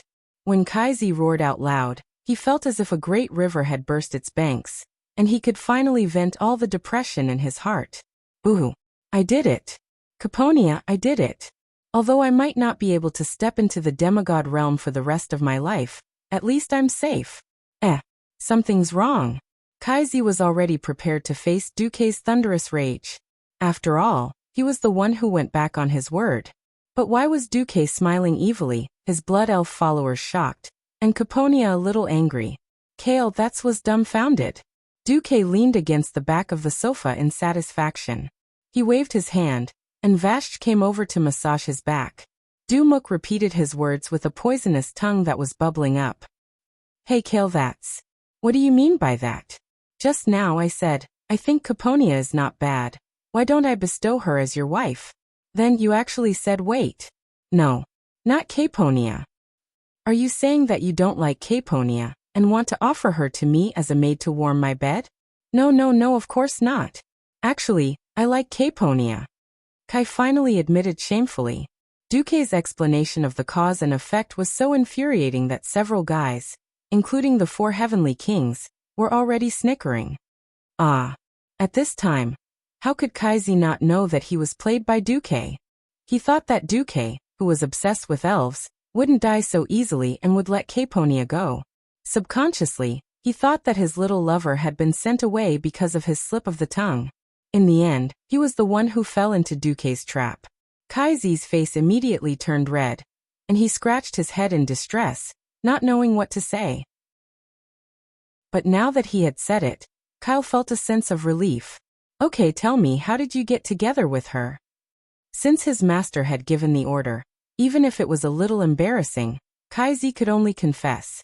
Kaizi and Caponia's relationship seemed to be a natural one. Ever since Kaizi became a great traitor to the elves, his 4 advisors had never abandoned him. He didn't have many capable female mages around him. Originally, there was the great astrologer Solarian. In order to help Kaizi out, Solarian had volunteered to serve Duque. In a sense, this was also an opportunity. Duque had more or less put in more effort to help Kaizi wash away the stigma of being a traitor. But this way, Kaizi would only be left with Caponia. It was easy to feel lonely away from home. In the long night, if he wasn't looking for someone to talk to, he would sink into loneliness. Back then, the 4 advisors were naturally the ones that Kaizi talked to the most. Was it easier to talk to a few men, or was it easier to talk to a girl who was kind and understanding? As time went by, Caponia succeeded in getting the position. To be honest, if Duke was given a choice, when he first arrived in Azeroth, he would probably choose the elves. Even Caponia might not be the best choice. Since he already had the famous 3 Windrunner sisters, why would he need other high elves? Just having the 3 Windrunner sisters was equivalent to having all the girls in the high elves. Not to mention Caponia, even Duke hadn't touched Solarian, who was a maid. Dumok wasn't a stud, so why would he lower himself to F***ck a girl who was a level lower? So, not only did Duke bless Kaizi and Caponia, he also gave Kaizi a 10% share of the land of fire elements. Here's your AO.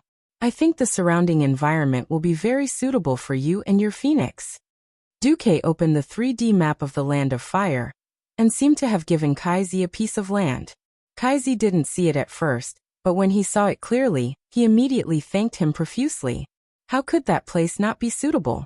It turned out that it was the territory of Alyssa, who had betrayed the alliance and turned from a green dragon to a fire hawk. As a place to cultivate a pure-blooded fire hawk, it was also quite suitable to cultivate a phoenix. It could be foreseen that as long as Kaizi displayed his talent and completely combined his power with his phoenixes, he would soon become a demigod of fire. After sending Kaizi and the others away, Duke returned to the study and began to think while enjoying Vasht's verbal service. He thought that he should have accumulated enough capital to embark on the path of a true mage god, after obtaining the control of all the elements in the water and fire elemental realms. The reason why Duke gave out his share so generously was that Duke had determined through the system elf that even if he took out 100% of the elements, including all the ice and fire elements in the elemental realm, and the entire Azeroth, it still wouldn't be enough. To be specific, it wasn't a problem of quantity, but a serious lack of quality. What was annoying was that this was like a puzzle. If one piece was missing, he could still find out which piece was missing. But now it felt like at least half of it was missing.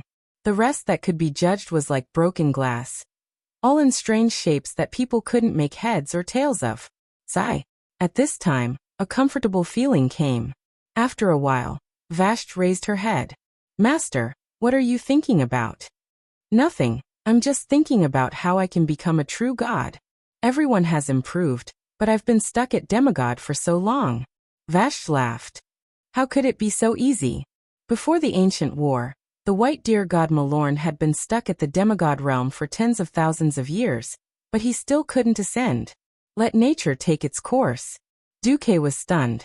He thought about it and agreed. This kind of thing couldn't be rushed or forced. Then let nature take its course. Chapter 1843. Duke looked into the distance. With the help of the magician's eyes, he could see the situation near Oldham thousands of miles away. Sylvanas was a very proud man deep down in his bones. Without Duke, perhaps she would still be an arrogant elf in this life even if she did not become the undead queen. It was because she was venting her dissatisfaction at Duke, while blowing Duke's pillow talk that Duke could not do anything to her. When you peek at my battle, it makes me feel that you don't trust me. If you stay in the shadow behind me every time, ready to support me at any time, it will make me feel very useless. Before leaving to fight against AO Trash, Queen Sylvanas said this to Duke in a half-complaining tone. Duke really could not do anything to Queen Sylvanas. Some women were willing to give up everything without reservation. Some women always wanted to keep their own territory, so that they could have a breathing space. Queen Sylvanas' independence, and the pride that appeared from time to time was more like her trademark, even to the extent that it was already a part of her soul. Sometimes she would bring trouble to Duke, and sometimes she would surprise Duke. This always made Duke love and hate. Duke did not dare to directly look into the wind god's throne. Unlike the great Screw Laga, who only realized that the enemy was right in front of him, whether it was AO Trash or Queen Sylvanas, those who played with the wind element were extremely sensitive. As long as Duke dared to inject his arcane elements into the wind god's throne, the two big bosses would definitely find out immediately. It was fine if Akir found out. Anyway, Duque did not intend to let this guy live, but Queen Sylvanas. If he did not handle it well, there would be turmoil in the harem. Speaking of which, Queen Sylvanas was pregnant with Duque's child. A pregnant mother could not be provoked. Duque could only bitterly use the most secretive method to set up a batch of passive sensing tactics for the wind element. There was no way. Duque did no magic of the 6 major elements, but among the 3 elements of nature, holy and shadow, Duque was the weakest in nature. Not to mention that the nature element included wind, thunder, and other branches. In front of the real demigod of wind, he was just an amateur. Fortunately, Duque also had his own unique skills. He could roughly judge the current situation of the battle based on the flow and proportion of the wind elements. Oh, we've already passed the Wind Council? Duque was a little surprised. The Wind Council was one of the 4 heavenly kings under Al-Akir. As the Lord of South Wind, Siamat, was imprisoned by the Nephesite, one of the 3 major tribes of Oldham, Al-Akir's deputies eagerly wanted to fill the power vacuum that appeared in the Wind Council. The remaining 3 members of the council were Anshul, the Lord of West Wind, who could heal his allies or poison his enemies with wind; Loash, the Lord of East Wind, who could grind the grandest mountains into dust with his wind; and Nishal, the Lord of North Wind, who had lost more lives than the other 3 combined. Doesn't it sound like the 3 counselors are pretty awesome? In reality, that was all there was to it. After all, the equipment dropped by the Wind Council was not that great. When Duque was still a player, the so-called random enchantment that dropped equipment caused many of his team members to bleed profusely. What really deserved Duque's attention was the change in the proportion of the wind elements. Duque sensitively discovered that the proportion of elements in the wind elemental realm had changed. In addition to Queen Sylvanas, who had already interfered, there were 2 more share controllers. They had a very similar but different aura to Queen Sylvanas. Duque almost immediately recognized that it was the aura of Aurelia and Sasha. Duque's heart leaped with joy. Territories needed to be managed, and blindly plundering and squeezing was not advisable. Obtaining enough elements also meant paying the corresponding responsibility. Just like how Duque chose Vashj as the representative of the water elemental realm, and made Kaisi a trusted aide of the fire elemental realm. In the end, Queen Sylvanas still chose her sisters as her deputies. Of course, this made Duque feel gratified. At the same time, it also meant that Aurelia and Sasha also had the ability to hurt Al-Akir. Feeling the intense and frenzied movement of the wind elements, Duque could totally imagine how fierce the battle in the wind god's throne was. In fact, it was just as Duque imagined. After beating up the 3 idiots of the Wind Council, Queen Sylvanas used a small trick to deceive Al-Akir, and did not immediately discover that the council was completely annihilated. This allowed Queen Sylvanas to recuperate, and let her sisters come over to absorb the power and element share of the 2 wind lords. When the 3 sisters were done, Al-Akir, who felt that something was wrong, appeared. His figure was similar to Ragnaros. The huge amount of elements in his body made him extremely huge. His height alone was more than 10 stories high. The length and volume of his lower body were immeasurable, because his lower body was a few layers of tornadoes that rotated clockwise or counterclockwise. The decoration on his upper body was a little ridiculous. Al-Akir had a purple bun that looked like a Hindustani. The purple bandage-like band covered almost his entire face. Only 2 flashing purple lights could be seen, which could be considered his eyes. The main parts of his body were covered with thick platinum armor. On the left and right shoulder plates, there were 2 flashing electric balls that emitted the power of violent thunder suspended in the air. Wrapped in purple silk ribbons with gold edges was a pair of pure wind elemental arms. Seeing Queen Sylvanas and her sisters, Al-Akir raised his arms angrily. Greedy and shameless mortals, not only do you want to step into the divine realm, but you also covet my throne and my power? Queen Sylvanas responded with contempt. Haha! You dare to collude with En-Zoth in order to obtain the rule of the entire Azeroth. Have you never thought that there would be a day when you would be counterattacked? I really admire your naivety. If the word naivety was used to describe a little girl, it would be a compliment. To describe a lord of elements who had lived for tens of thousands of years, it would be utter contempt. Queen Sylvanas easily provoked Al-Akir's anger. The wind element was not a good-tempered fellow. Al-Akir was not as irascible as Lager, but he was not far behind. Al-Akir would not be nice to a thief like Queen Sylvanas who wanted to seize the throne. "Queen, let me help you." Gavinrad waved his wind sword and slashed at Al-Akir. Al-Akir suddenly flew into a rage. "Son, bastard human, shameless human, how dare you use my son's power to attack me?" Gust of wind. At first, Gavinrad did not understand why Al-Akir suddenly changed his target when he wanted to kill Queen Sylvanas first. But when he heard Al-Akir's angry roar, he realized that he was the one who caused trouble. Chapter 1844. Gavinrad had been playing with the wind sword for a long time. It was so long ago that Kirin had forgotten that Thunder Wrath, Windseeker's blessed sword, actually sealed Prince Thunderan's soul inside the sword and kept extracting the prince's power, hence the special effect of the wind sword. It wasn't his fault that he had forgotten. After all, this was one of the earliest divine weapons of the Alliance of Heroes. Who was Prince Thunderan? Wasn't it just Al-Akir's son? Using the power of his son's smash to slash his father didn't need to say anything. Gavinrad, who had never had enough aggro and was often not a good MT, pulled the aggro very well this time. What? Defensive knights were only good at pulling group monsters and not tanking the boss because they didn't have enough aggro? That was impossible. At least not this time.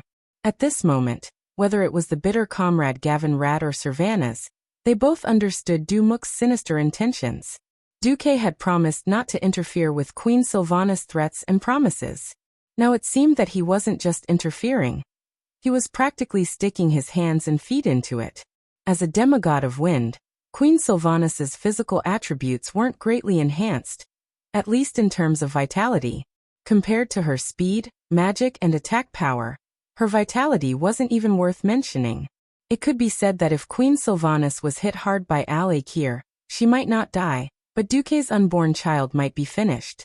In a life-and-death battle of this level, how could Queen Sylvanas reduce her chances of getting hurt to zero?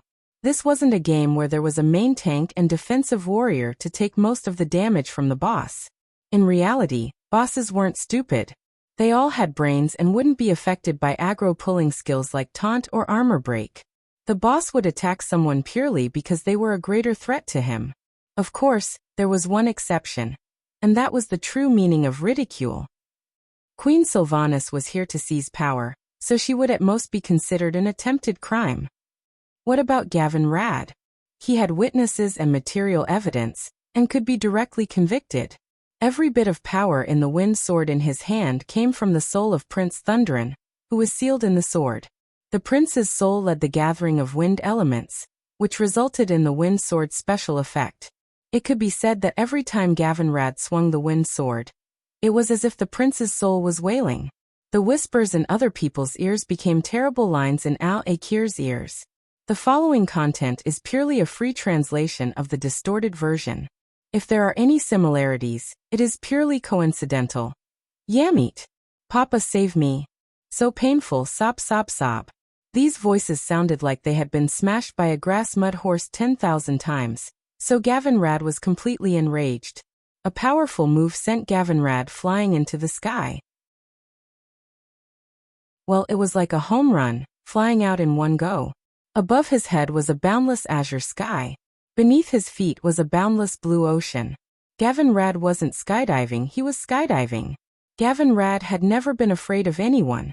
Even if the two commanders of the Burning Legion were here, he would still dare to fight back. The premise was to keep his feet firmly planted on the ground. Had this guy ever been sent flying into the air, and then completely free fall? Wah! Gavinrad was so scared that he almost **T himself. Help!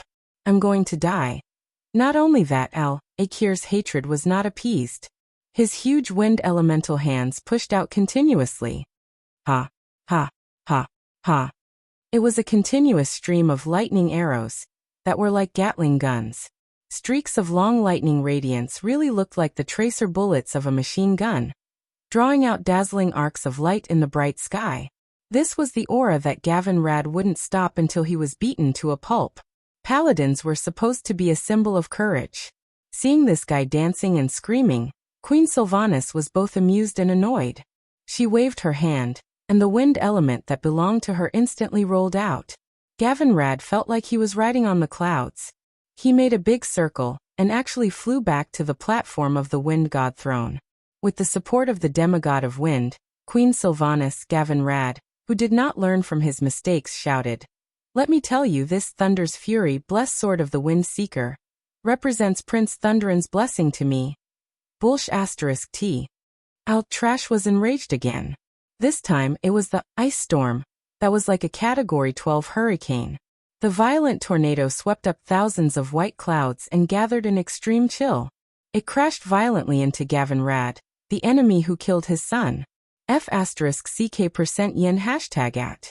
Before Gavin Rad could finish cursing, he was sent flying again. Air was the medium for transmitting sound. If the air became an irregular turbulence, then the transmission of sound would be impossible. The second half of Gavin Rad's curse was eaten up by the ice storm. Queen Sylvanas and Gavin Rad weren't the only ones who came to attack Al-Akir. The others held back their laughter and attacked Al-Akir, who didn't care about anything. This was especially so for Aurelia and Sasha. Every arrow that the sisters shot out would leave holes of various sizes on Al-Akir's body. If Al-Trash was a human, they would have shot out bloody holes one after another on his body. It could be said that because Al-Akir attacked Gavin Rad crazily, everyone had a stable environment to attack and output. This time, Gavin Rad, who was sent flying, became a large ice block the size of a wardrobe. Through the bumpy surface of the ice, he could see that this guy had been sent flying with his arms and legs wide open. But in the next second, the ice block was crushed by Queen Sylvanas with a gust of wind.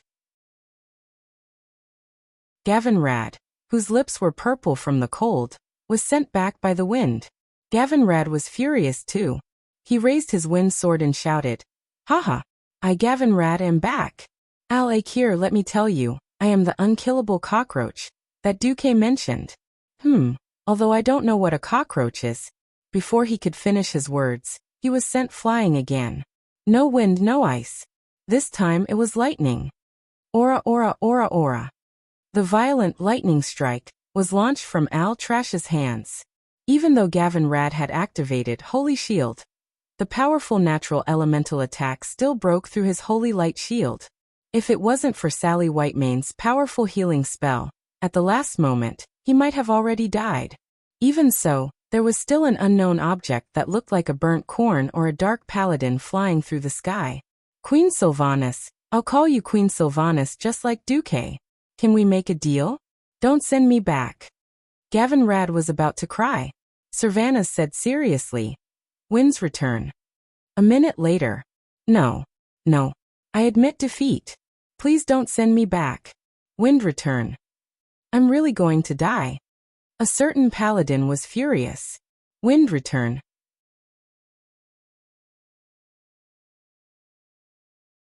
Chapter 1845. Anger was a double-edged sword. It could give people strength and explosive power, but it could also make people lose their rationality and judgment.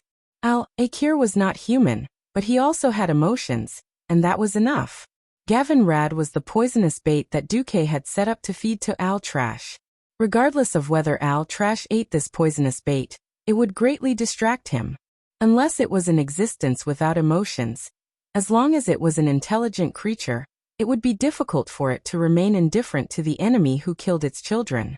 Holy Knights were famous for being able to fight and take damage. Even though Gavin Rad seemed a little weak, as one of the remaining 5 Silver Saints, he had escaped the shackles of fate, and escaped the fate of death from Arthas. After going through so many battles, his vitality and endurance were infinitely close to the demigod realm. With the support of so many healers, and the storm armor that Queen Sylvanas secretly gave him, it was difficult for him to die even if he wanted to. It was just a little hard for him to keep getting beaten up. In fact, when Al-Akir chased after him, he had already accepted his fate. It was just that he would not feel good if he did not curse out loud. When Al-Akir woke up from his anger, it it was already a little too late. The attackers led by the 3 Windrunner sisters, and the Storm Warden Amaran took advantage of the time when he was beating Gavinrad to quietly deplete 75% of his wind element. Elemental creatures did not have a specific pain system. Only damage that directly pierced the soul would cause them to be alert. However, the high-purity wind element that belonged to Al-Akir was actually his life force. With 3/4 of his life force gone, Al-Akir finally woke up. "You treacherous thieves! Wild wind! Listen to my command. Go with the wind, little bugs." Following Al-Akir's domineering declaration, an unprecedented storm swept through the sky. It was a terrifying storm that could cut rocks into pieces and pulverize bricks into gravel. Not only was there frost, but there was also terrifying lightning that danced like snakes. Amaran created a tornado that was independent of Al-Akir's power to protect everyone. The people were saved, but the platform that carried the Wind Council's Windlords suddenly collapsed. Many Alliance heroes screamed, especially heroines. It was easy to feel weak if one's feet were not firmly planted on the ground. The sudden feeling of weightlessness was torturous. For example, Sally was the one who shouted the loudest. From the Molten Core until now, Sally was an old member of the Alliance's hero squad. From a little girl to a slender and elegant young lady, Sally could be said to be a veteran. Unfortunately, some things just couldn't get used to, so she was the one who screamed the loudest. "Miss Sally, please stop screaming." Hajaron Mingi couldn't take it anymore. "In theory, Her Majesty the Windrunner Queen will save us soon. Of course, I have the slow fall spell. Why is Miss Whitemane going to become a mage?" Millhouse made a suggestion that was out of place. In fact, in the next second, Queen Sylvanas shouted, "The Eye of the Storm." The stones that were supposed to fall rapidly due to gravity began to spin strangely in the air, trembling. Some of the tiny gravel even flew higher into the sky in defiance of gravity. Every mortal who was falling suddenly felt that there was something under their feet. With just a thought, the wind around their bodies all listened to their commands, moving them up, down, left, right, back and forth. Everyone, including Stormwatcher Amaran, realized that they could actually fly, and their speed was 300% of their normal movement speed. "This is the Eye of the Storm." Amaran was a little shocked. "Haha, I can fly." Riadaline was very happy. "That's amazing." Solon and Leander were in awe. If not for the fact that they were facing a strong enemy, everyone would definitely enjoy the feeling of flying freely. "Gavinrad, where are you going?" "I suddenly remembered that I have something urgent to do," a certain paladin said with a sobbing voice. Queen Sylvanas smirked, and with a wave of her hand, she grabbed Mr. Gavinrad, who was trying to slip away and fly as far as he could. In fact, Queen Sylvanas' actions were a little redundant. Aulakir, who had woken up, was already suppressing his own unhappiness. He ignored the little bug Gavinrad and focused on dealing with her. Only Queen Sylvanas could shake the source of his power. Lightning, lightning wand, lightning cloud, static shock. Aulakir used a series of lightning attacks from the wind elemental branch to beat the hero team into a sorry state. The attack speed of lightning was faster than the wind, and it was also harder to defend against. In order to avoid injury, Queen Sylvanas had to focus more and summon lightning to intercept Aulakir's lightning. Unknowingly, it had become a battle of attrition. As an attacker fighting in the enemy's formation, this was quite disadvantageous to Queen Sylvanas.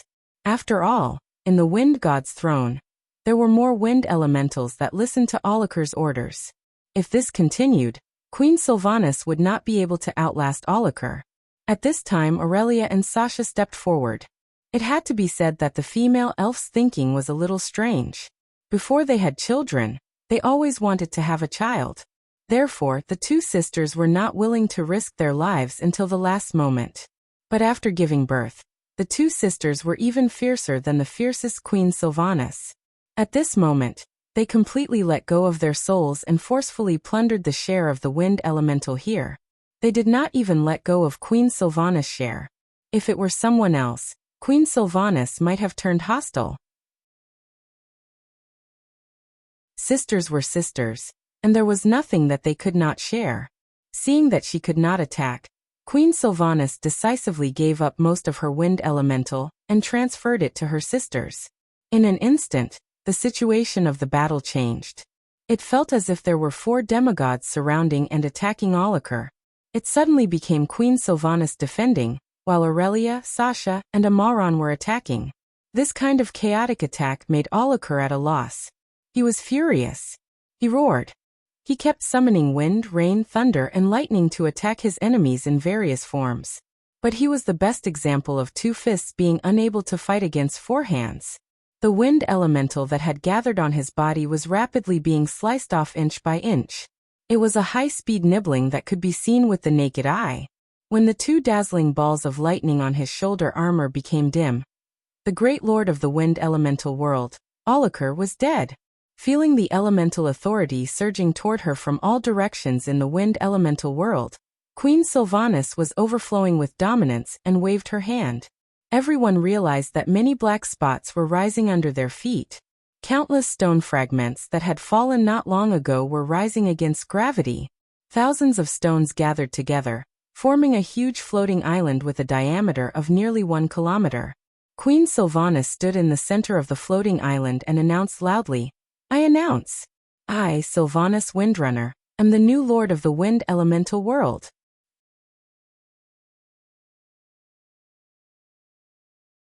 Chapter 1846. The voice of the elemental world attached to Azeroth could only be heard by the elemental world and elemental creatures in the same situation. For example, the various large and small elemental creatures in the Land of Fire and Tidal Throne that had been subdued.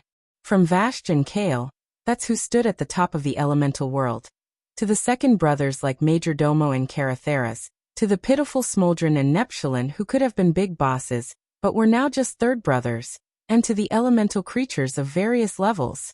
Those who were truly ambitious had all kinds of thoughts. Neptulin and Smoldron, who originally had some thoughts, immediately gave up on the rebellious thoughts. The situation was very clear now. Duke Marcus was aiming for the position of the Lord of the 4 elements. The fire, water, and wind realms were all under Duke's control. Then, needless to say, it was the Earth elemental world's turn. Not long ago, when Neptulin saw the fire and wind realms enter Azeroth first, he was prepared to wait and see. Now it seemed like he was simply sending himself to his death. In addition, the powerhouses closely related to the elements could also receive the news. The Guardians of Mount Hyjal and the Ring of the Earth, which were dedicated to quelling the anger of the elements, were all dumbfounded. Especially the Ring of the Earth. Originally, Hamuer and the others were still holding meetings day and night to discuss how to coax the various elemental masters, so that they would not come out to cause trouble and return to their respective elemental worlds. Great, now they're all fucking traitors jumping over loyal officials. As long as the 3 elemental world masters gave an order, it would immediately turn into the 3 elemental worlds ganging up on the Earth elemental world. The druids in the Ring of the Earth suddenly felt as if they had learned the way of nature for nothing. They were learning harmony and communication. On the other side, Duke was taking the way of the king.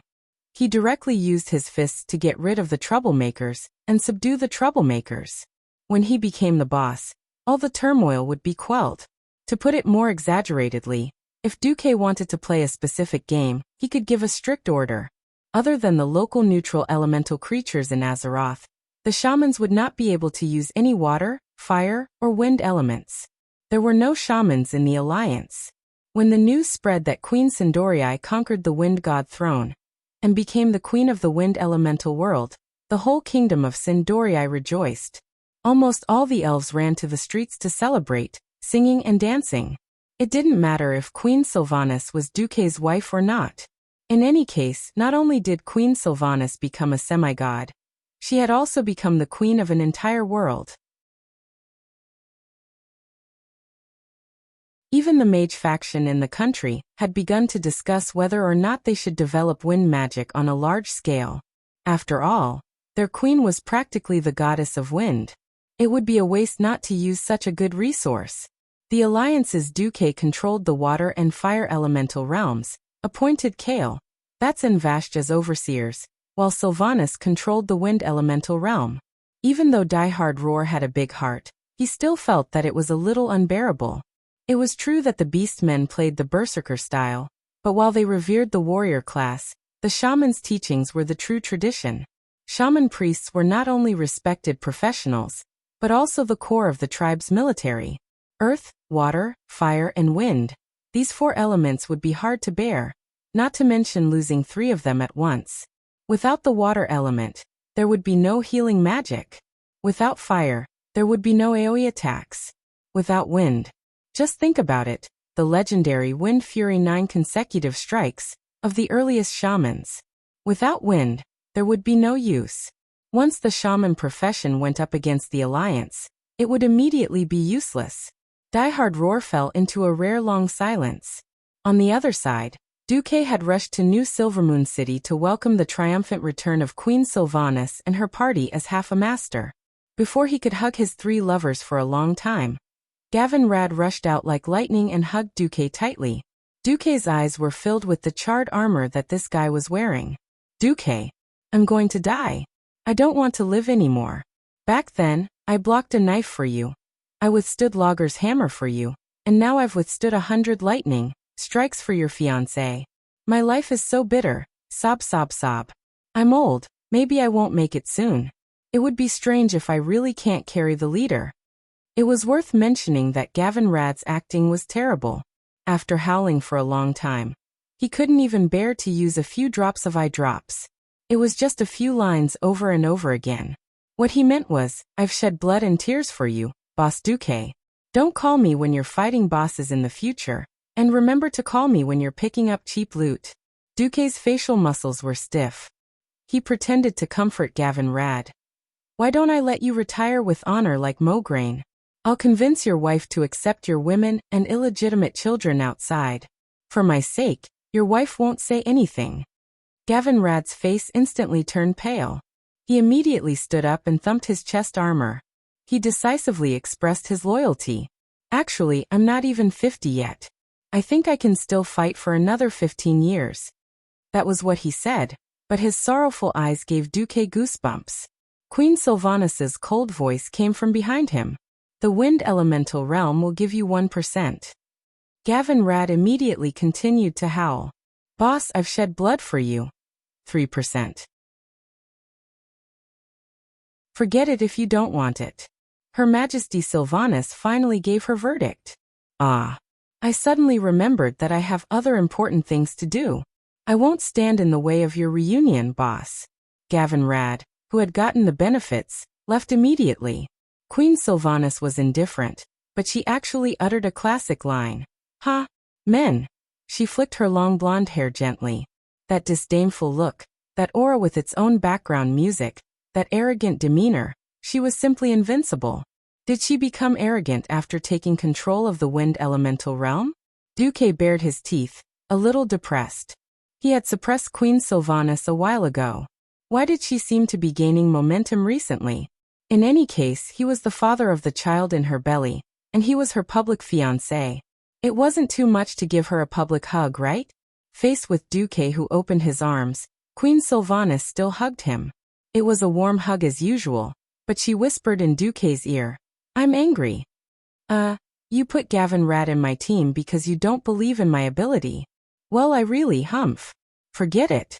Since you're going to be a father, you're so worried about us. I'll let you pass this time. After that, Queen Sylvanas secretly breathed in Duque's ear. Tonight from behind. Wow, that's a lot of information. You already know it's a daughter? Why is it a daughter again? By the way, are all demigods so awesome? You already know now. And from behind, Duque snickered.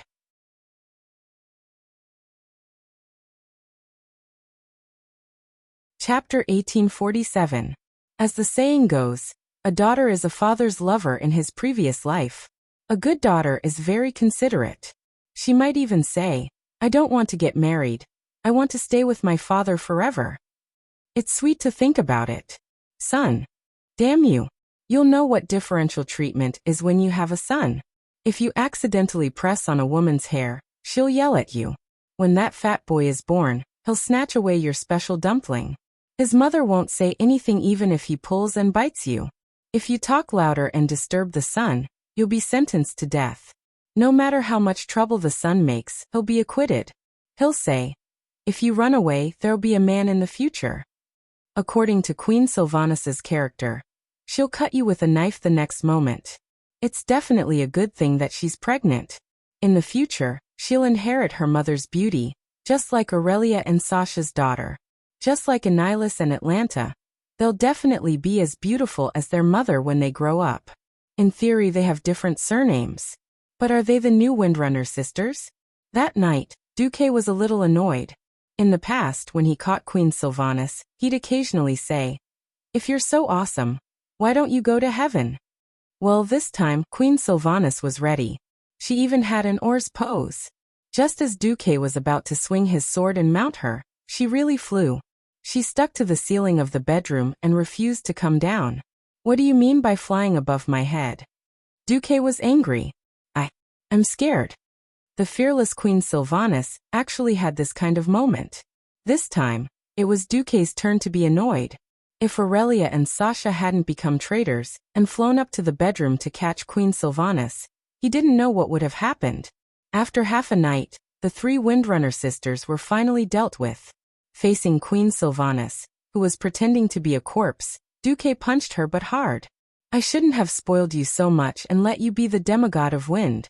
Now you're making trouble for me. Queen Sylvanas couldn't keep up the act and turned around. Then what do you want? Take back my demigod status? No, I'm just asking, when will your pursuit of power end? Duque's question made Sylvanas stare blankly for a moment, and then a little discouraged. I actually didn't think about it. All right, I admit that I'm just unsatisfied. I can do whatever you think you can do. I just want to prove to the world that I, Sylvanas Windrunner, can still be strong and live a wonderful life without you, Duque. Without beating around the bush, Queen Sylvanas spoke her mind. At this time, Aurelia got up and touched her sister's nose. Even if you don't want to admit defeat, you should at least have a plan. You went to fight Akir while you were pregnant, and you still dare to complain that Duque stuffed Gavinrad in as insurance. The Windrunner family doesn't have such an ungrateful woman. Queen Sylvie knew that she had gone overboard after being scolded by her elder sister. She lowered her head and said, I'm sorry, elder sister. Sorry, Duque. Now that Queen Sylvanas had admitted defeat, Duque wasn't interested in scolding her anymore. Right, Duque, what about you? How far do you want to pursue power? Sasha came out of the blanket and asked with her head in her hand.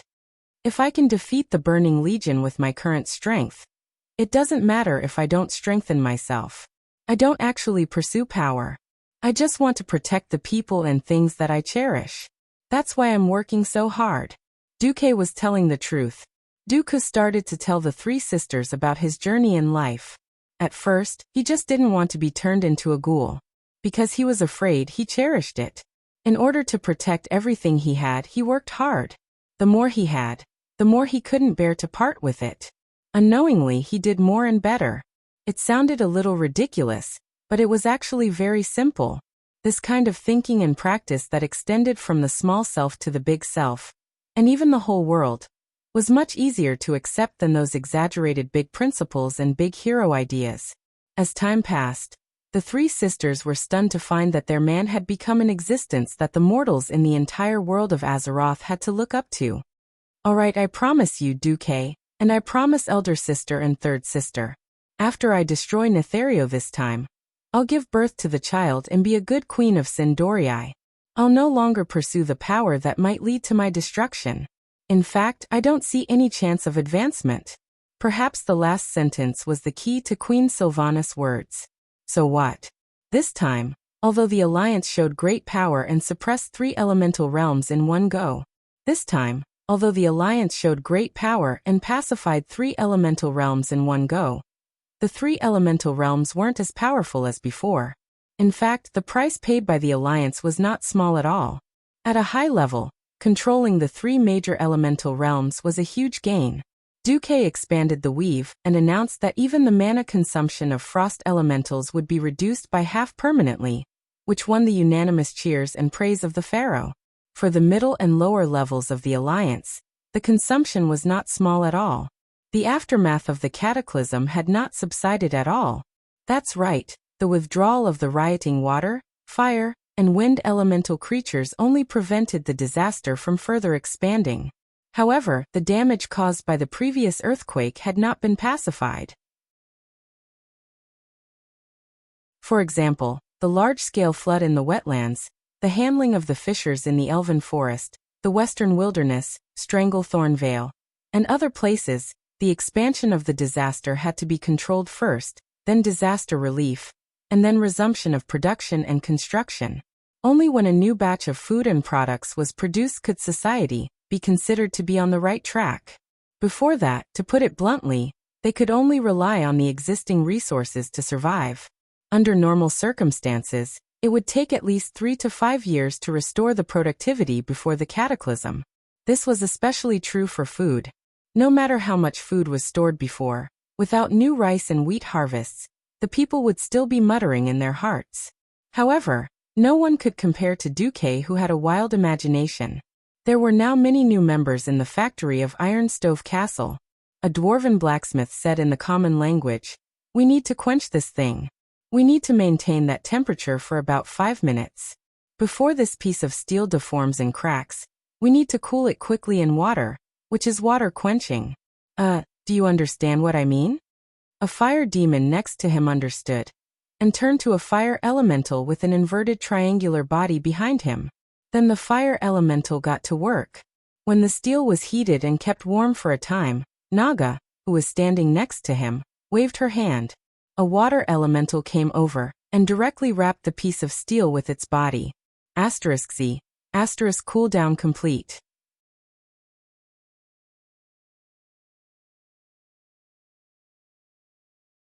Chapter 1848. At first, not just elemental creatures, even the dwarves couldn't adapt. This completely subverted their common sense of technology. Blast furnace? Boiler? No need. Water source? Cooling water? No need either. After mastering water, fire, and wind, the first invention Duque made was a brand new elemental industrial system. The furnace castle itself was a volcanic crater. The fire elementals used up the fire elementals just went into the lava and came back. The water elementals weren't afraid either.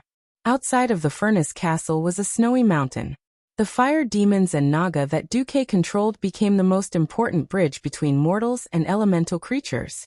Wind elementals, also known as air elementals, also played an important role in the Alliance's industrial system. In the largest wind tunnel laboratory in the furnace castle, in the past, they relied on diesel engines to pull the propellers to provide the wind needed for experiments. Now it was the air elementals that blew the wind. The experimenters could get as much wind as they wanted with just a word. The wind speed could be adjusted at will, even at different angles. In time, the Alliance's third-generation flying battleship would probably come out. It would be a hybrid flying battleship with a combination of traditional diesel propellers and wind elementals. Not only did it ensure safety, but it also took into account the new technology. The key was that it consumed less energy and had a better endurance. Not just industrial, but in agriculture, the addition of elemental creatures quickly subverted the image of elemental creatures in the eyes of civilians. The Alliance's propaganda was like this. In the past, the cruel elemental kings Ragnaros and Aekir controlled them to wreak havoc on the continent. Now that Duque became the king of water and fire elementals, the situation was reversed. In Lochmoden and the wetlands, this was originally the dwarves' largest food production base. Because of the collapse of the Boulder Dam, a large area of the wetlands was submerged, and Lochmoden began to lack water. Under normal circumstances, this year's food production in Lochmoden would be finished. But with water elementals, things were different. High-level water elemental elites were mobile medium-sized reservoirs. The dwarves commanded the Naga, and the Naga commanded the water elementals. Once they were controlled, not only did they open up a new water source in Lochmoden, in fact, the underground water that the dwarves didn't discover or couldn't handle before, they also rearranged the layout of the paddy fields in Lochmoden. In the wetlands, a group of muddy water elementals with sand and mud would run into a big puddle and squat. Water leads the way, sand and mud are left behind. It didn't matter how big the puddle was, or whether there were dangerous creatures such as crocodiles in it. It turned into pieces of soft mud that were rich in water. At the very least, with a little tidying up, transporting some soil over, and then using a bulldozer to flatten it, it would immediately become a piece of fertile farmland. As long as Neltharion was settled and the Boulder Dam was rebuilt with cement, the wetlands would become a major grain-producing province in less than 2 years. It would be thousands of miles of fertile land that belonged to the dwarves. Not only the dwarves' territory, but the entire Alliance's territory from the northernmost Sindorii kingdom all the way to the south, to Lordaeron, Stromgarde, Alterac, Gilnis, Dalagen, Stormwind, and finally Kurtiras, who had started building a new royal city in Stranglethorn Vale, were using the opportunity of the cataclysm to transform the landscape and carry out more scientific redevelopment of the land. Apart from the Night Elves who had always adhered to the doctrine of nature, all the races and kingdoms of the Alliance used this opportunity to reform themselves. At the throne meeting, someone asked, "Isn't there still Nesario who hasn't come out? What should we do if he attacks?" Duque said straightforwardly, "The reason why the cataclysm is called a cataclysm is that it was not something that could be done by Nesario or Enzoth alone. This is a special effect produced by the combination of the 4 major elemental realms and Azeroth. Without the 4 major elemental realms working together to pull the elements of the world to resonate together, the destruction of the planet would have been impossible." What if Nesario attacks? Muradin looked a little cautious. "Our hero squad and the Sleeping Dragon Temple will join forces to fight the attack immediately.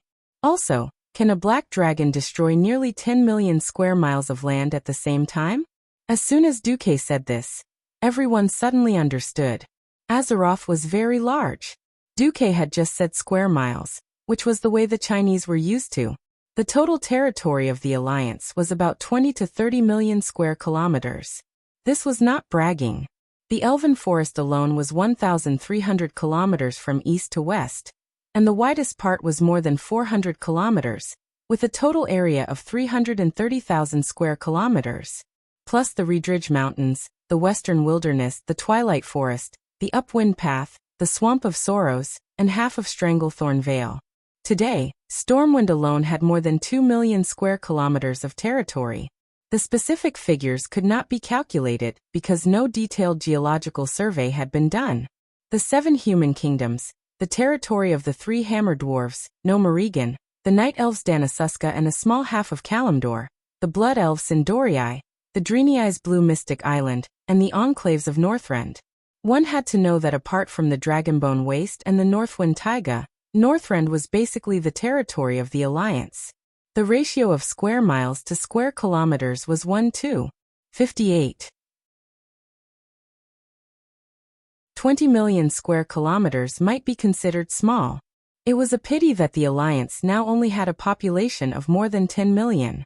Even if the ice fields, mountains, and wastelands were excluded, it was still a typical case of vast land but sparsely populated. The leaders of the Throne Conference could see that Duque was now a classic case of grasping the big and letting go of the small. As long as the overall situation was one, the losses of small places did not affect the overall situation. It could be foreseen that the places attacked by Nethario and his Twilight Dragons would definitely suffer losses. Under the surveillance of the magic net all over the world, once the densely populated areas of all the member states of the Alliance were attacked, they would definitely respond immediately. With Duque, a demigod of the magic net who was proficient in teleportation, it was completely possible to make the attackers suffer the consequences. Perhaps even their lives would be spared.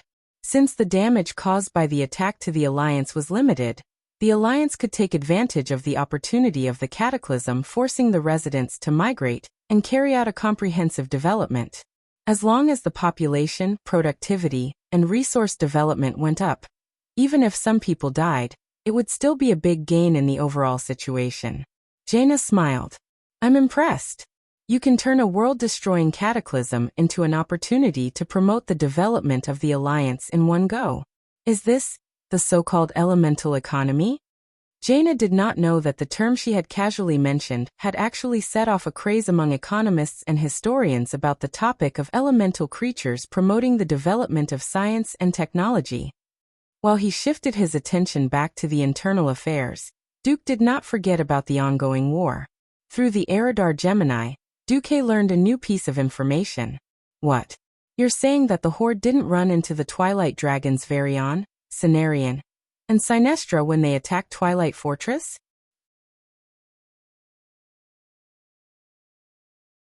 Chapter 1849.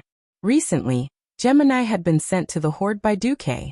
Duque subconsciously believed that the rest of the Twilight Hammer was already in Zotha's territory. If they were to enter a real cult with an evil god as a backdrop, Gemini would be defeated in no time. Duke didn't want Gemini to be secretly brainwashed or implanted with something unclean in her mind, only to end up harming himself. Therefore, Duque believed that this wasn't something Gemini should be involved in. Instead, the Horde was more suitable for Gemini. Gemini was indeed very successful. However, Brainless Roar didn't kill Variana, Serenaron, or Sinestra before taking over the Twilight Fortress. This news made Duque feel as disgusted as swallowing a fly. If Sinestra was there, even if the Horde could take over the Twilight Fortress, they would have to bleed to the last drop and use up all their strength. Unfortunately, Oni's mother wasn't there, which made Brainless Roar famous. That's right, Brainless Roar killed hundreds of thousands of Horde people and forced the other 4 races to leave. However, because he took over the Twilight Fortress and cut off the 2 heads of the traitor Gujar, he was still a great hero among the young orcs. So it's not time yet. Although Duque had messed with the goddess of fate countless times, and was about to complete the great achievement of taming fate, fate would occasionally throw a tantrum at Duque, which made Duque feel like he couldn't completely understand it. Duque kept causing trouble, and fate's hand kept trying to fix the flow of fate. It felt like if he didn't intervene when the other party was about to die or when there was a big change in fate, it would be difficult to ruin the path of fate. Just like how Duque tried to kill Thrall when he was still a baby, but he didn't succeed. Master, do you want us to take advantage of the chaos in the Horde to control that grim totem, and have her assassinate Thrall? Queen Saloras suggested with a charming smile. The air suddenly froze. A terrifying pressure, as if the entire world was pressing down on them, instantly froze Gemini's body. This wasn't a simple soul suppression, nor was it the purest double purgatory of ice and fire elements.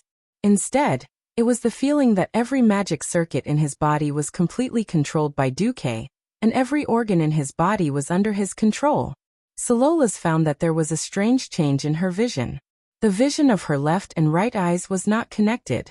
She immediately understood that her eyeballs were being forced to look with her left eye and to look with her right eye. She noticed that her sister, Auras, was also in the same state. Duque was using such a terrifying and strange method to tell her that the Gemini twins were only his slaves. My puppet. Do whatever I tell you to do, but don't touch anything that you shouldn't do. We were wrong. Master, please spare my life. In the mouth that was still allowed to control itself, Gemini's lips spat out the same weak words. When she regained control of her body, Gemini was completely drenched, as if she had been fished out of the water. After telling Gemini to get out of here, Duque fell into deep thought. At this time, Duque received a soul message from his mount. Duque sent a telepathic message over. Onyxia, I have something for you to do. At this time, Alexstrasza was preparing to hold a dragon meeting in the Wormrest Temple. Although Duque, the mortals, and the guardian Hydril formed by the god of the wilderness had joined forces to thwart the conspiracy of Lager and Akir, the threat of the Twilight Hammer was still not eliminated.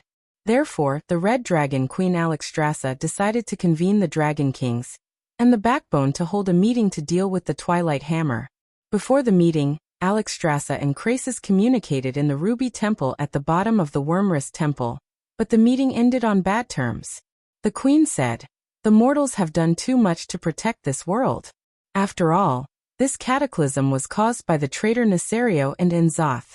We, the Wormrest Temple, cannot remain silent.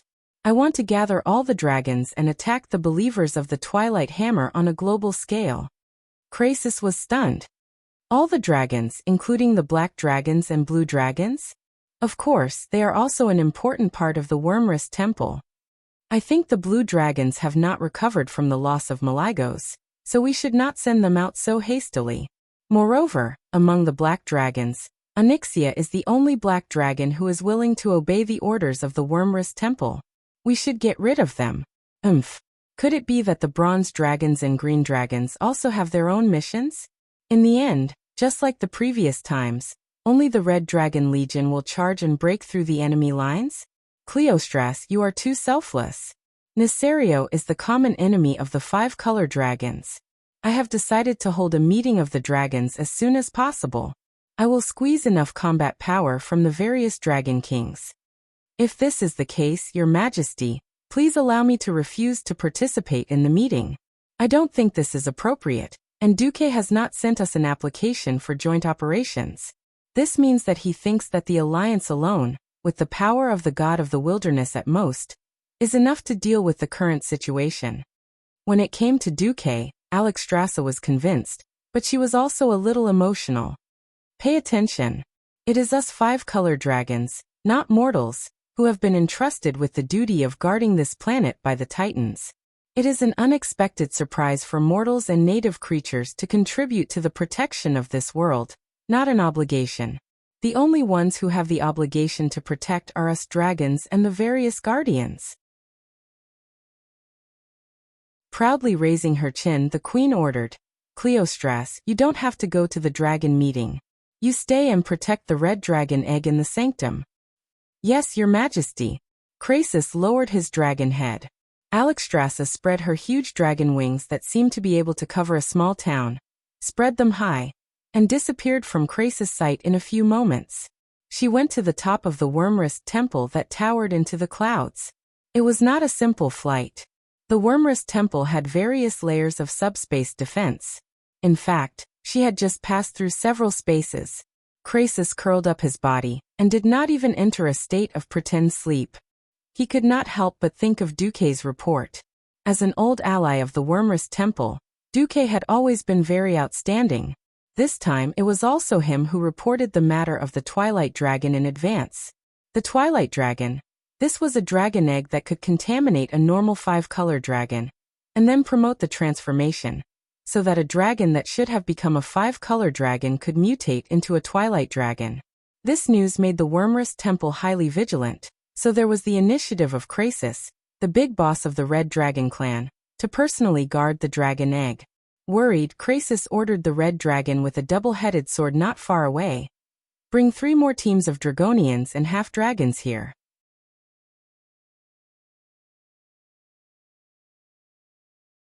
Chapter 1850. The Dragonborn answered on the spot. Yes. Very soon, the Red Jade Holy Temple became a place where there was a sentry every few steps.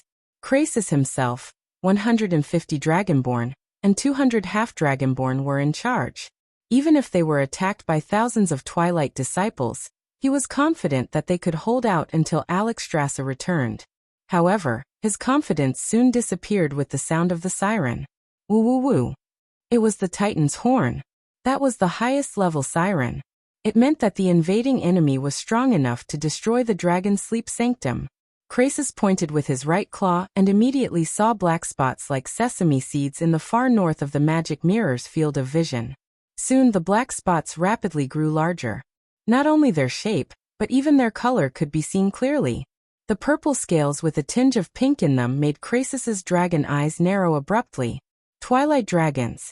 Not just 3 or 2, but thousands of them. Krasis' rich experience in aerial combat told him that almost every Twilight dragon here was equivalent to an adult chromatic dragon. If these Twilight dragons were only a threat to the dragon's slumber shrine, then the larger dragons leading them were the real killing machines. First of all, it occupied the center of the entire line of sight. No matter how you looked at it, it would always be the focus. That was Nesario, the Wing of Death. He had an abnormally huge body, with a wingspan of at least 300 meters. His small mountain-level body that swelled up like a balloon was now covered in a layer of terrifying acid, as if water had been poured over it. The acid seemed to be controlled by some secret method as it lingered on his huge body. This was not to defend against the enemy's attacks, but to dissolve the dragon limbs that were constantly growing out of his body. Krasus saw with his own eyes in the magic mirror that a dragon's claw that was not inferior to his own suddenly grew out of a hole in Nesario's chest. Then, it twitched violently in the corrosive acid, becoming thinner and thinner, and finally, completely dissolved. Nesario alone was enough to give the dragon sleep sanctum a headache. Krasus also saw Sinestra, an ancient female black dragon who used to be extremely powerful. Obviously, she was already dead and had become a death dragon that even the chromatic dragons hated. How ironic. He clearly hated Nesario to death, but after he died and resurrected Nesario, he immediately followed Nesario obediently. Apart from these two familiar dragons, there were other commander-level dragons, Variona and Serenarian.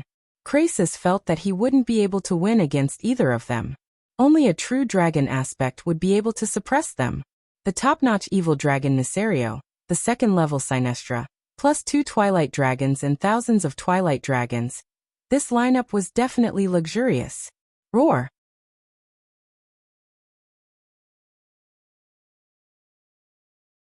He wasn't too worried about the situation in front of him, because in terms of combat power, the Red Dragon Guards had the absolute advantage. And as several adult Red Dragons that were patrolling nearby received the news and rushed over, the battle suddenly became one-sided. It's safe. Just as Krasus had this thought, an adult Red Dragon in front of him was instantly torn apart. Scarlet blood spurted out of the dragon's head. Like a dying earthworm, it tumbled violently on the floor of the sanctuary before it hung down and stopped moving. Krasus was shocked. He could clearly feel the powerful aura of the giant dragon outside the gate of the sanctuary. That was a terrifying aura that far surpassed that of the ancient dragon. Those who could have such power were all of the strongest in the dragon race. Usually, only the direct bloodline descendants of the Dragon King could have such strength. That kind of dark power was so dense that just feeling it made him shiver. For a second, Krasus almost thought that Onyxia had betrayed him, or that Nefarian had resurrected. Obviously not. A huge black dragon that he had never seen before stepped into the Red Dragon Holy Land. Hello. Cleostras, please allow me to introduce myself. My name is Lazio.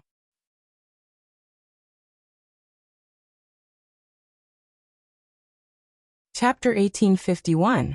In the face of a black dragon that had the right to call itself a prince, Krasus felt a lot of pressure. At that moment he did not notice that a chaotic historical event that should not have happened was happening, or rather, had already happened. In the original history before the Cataclysm, there was an Azeroth version of Orphan Zhao. The Red Dragons were actually a race that was equivalent to the Virgin Mary.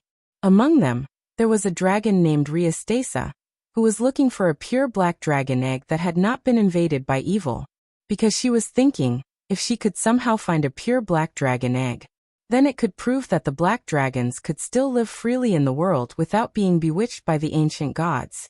After all, the mission of the Red Dragons was to protect life. Getting rid of every black dragon in Azeroth was against their purpose. But if the Red Dragons could find a way to redeem the black dragons, then it meant that there was hope for them to continue living. The problem was that the wings of death had been corrupted by the ancient gods, and since the ancient war, he had been the enemy of his fellow dragons. The black dragons under his command had also become his minions. One after another, they had become a group of crazy, neurotic fallen black dragons. But would there be a dragon that could lay a pure dragon egg that was not affected by the ancient gods at all? And if it was not controlled by the wings of death and the evil power of the ancient gods, what would the future of this dragon be? So the Virgin Mary Red Dragon Riastesa caught a female black dragon, Nishiandra, and forced her to study how to lay eggs. In the end she laid an egg, and it was a very rare egg that belonged to the wings of death, Nesario. For this matter, be it the wings of death who was frantically searching for this egg or the red dragons, they were all caught up in this whirlpool. Moreover, this egg had its own will even before it was born. When the egg, although not yet out of the shell, developed to a maturity level where it could think independently and carry out plans, it sent out a cry for help to a group of sneaky fellows who were proficient in stealing, and could even come and go freely under the eyes of the red dragons, the thieves of Ravenholt Manor.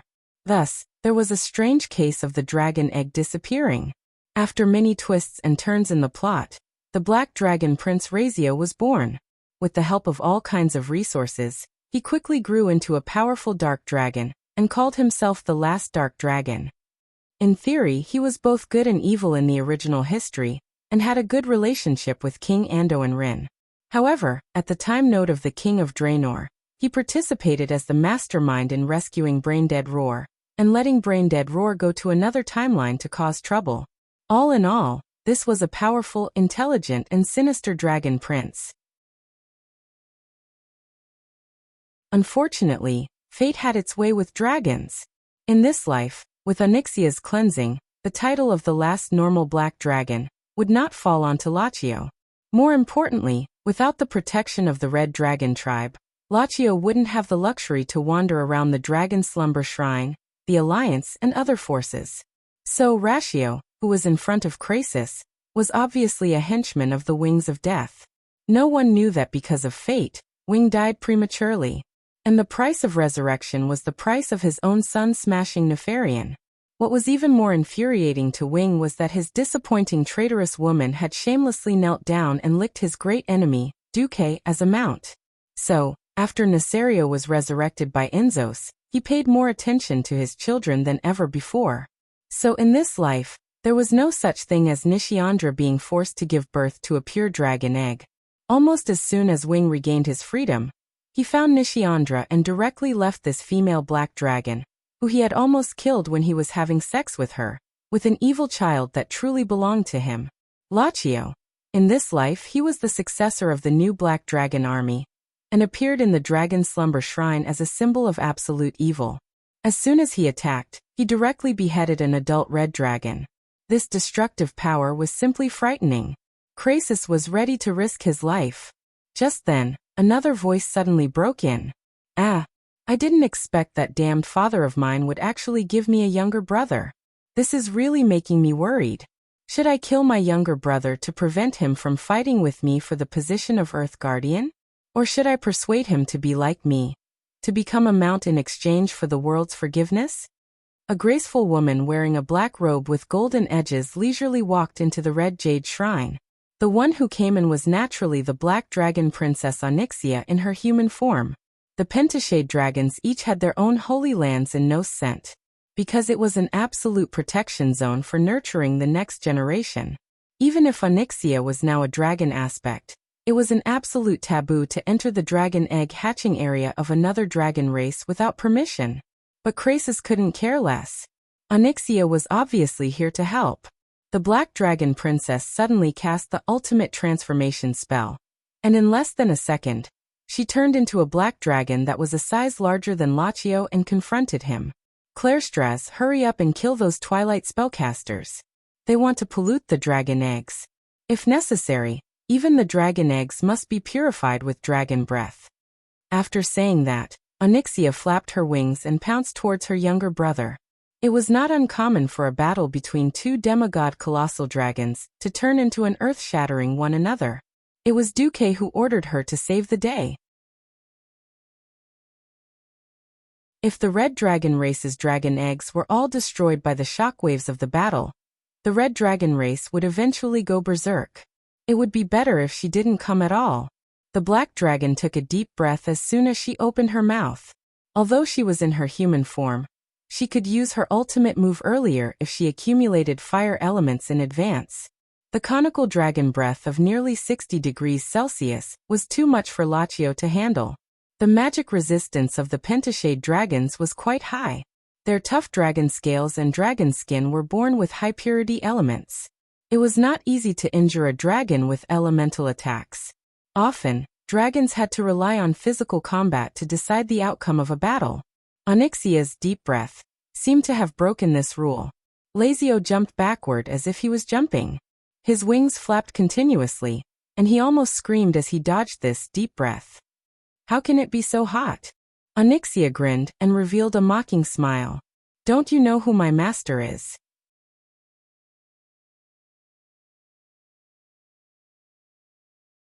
Chapter 1852. Ordinary flames could hardly threaten a real Wyram. let alone a demigod Wyrem. Onyxia only knew how to use fire. Originally, with her aptitude, using the deep breath to its limit was not a big deal. Dealing with elites was indeed impressive, but dealing with commander-level enemies was starting to feel like it wasn't enough. This was determined by the upper limit of her vitality.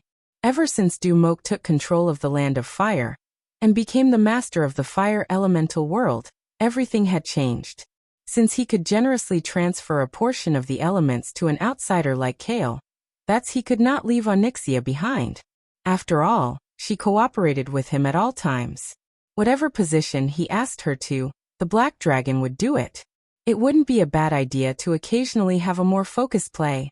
5%. This was the amount of elements that Du-Mok gave his mount. As the Land of Fire further integrated into the world of Azeroth, it communicated and complemented the fire elements of the entire world. In fact, the absolute amount of elements that this element took up was increasing by the day. Having external assistance and relying solely on one's own physical strength were two completely different things. At that time, Lassio also urgently spat out dragon breath to resist deep breath. Firstly, it was rushed, and secondly, there was an absolute difference in quality and quantity. The fire elements that he spat out were actually caught in midair by the more mysterious deep breath and rolled back to burn Lassio's dragon body. Lassio screamed and retreated from the passage to the Red Jade Holy Temple. He had to retreat.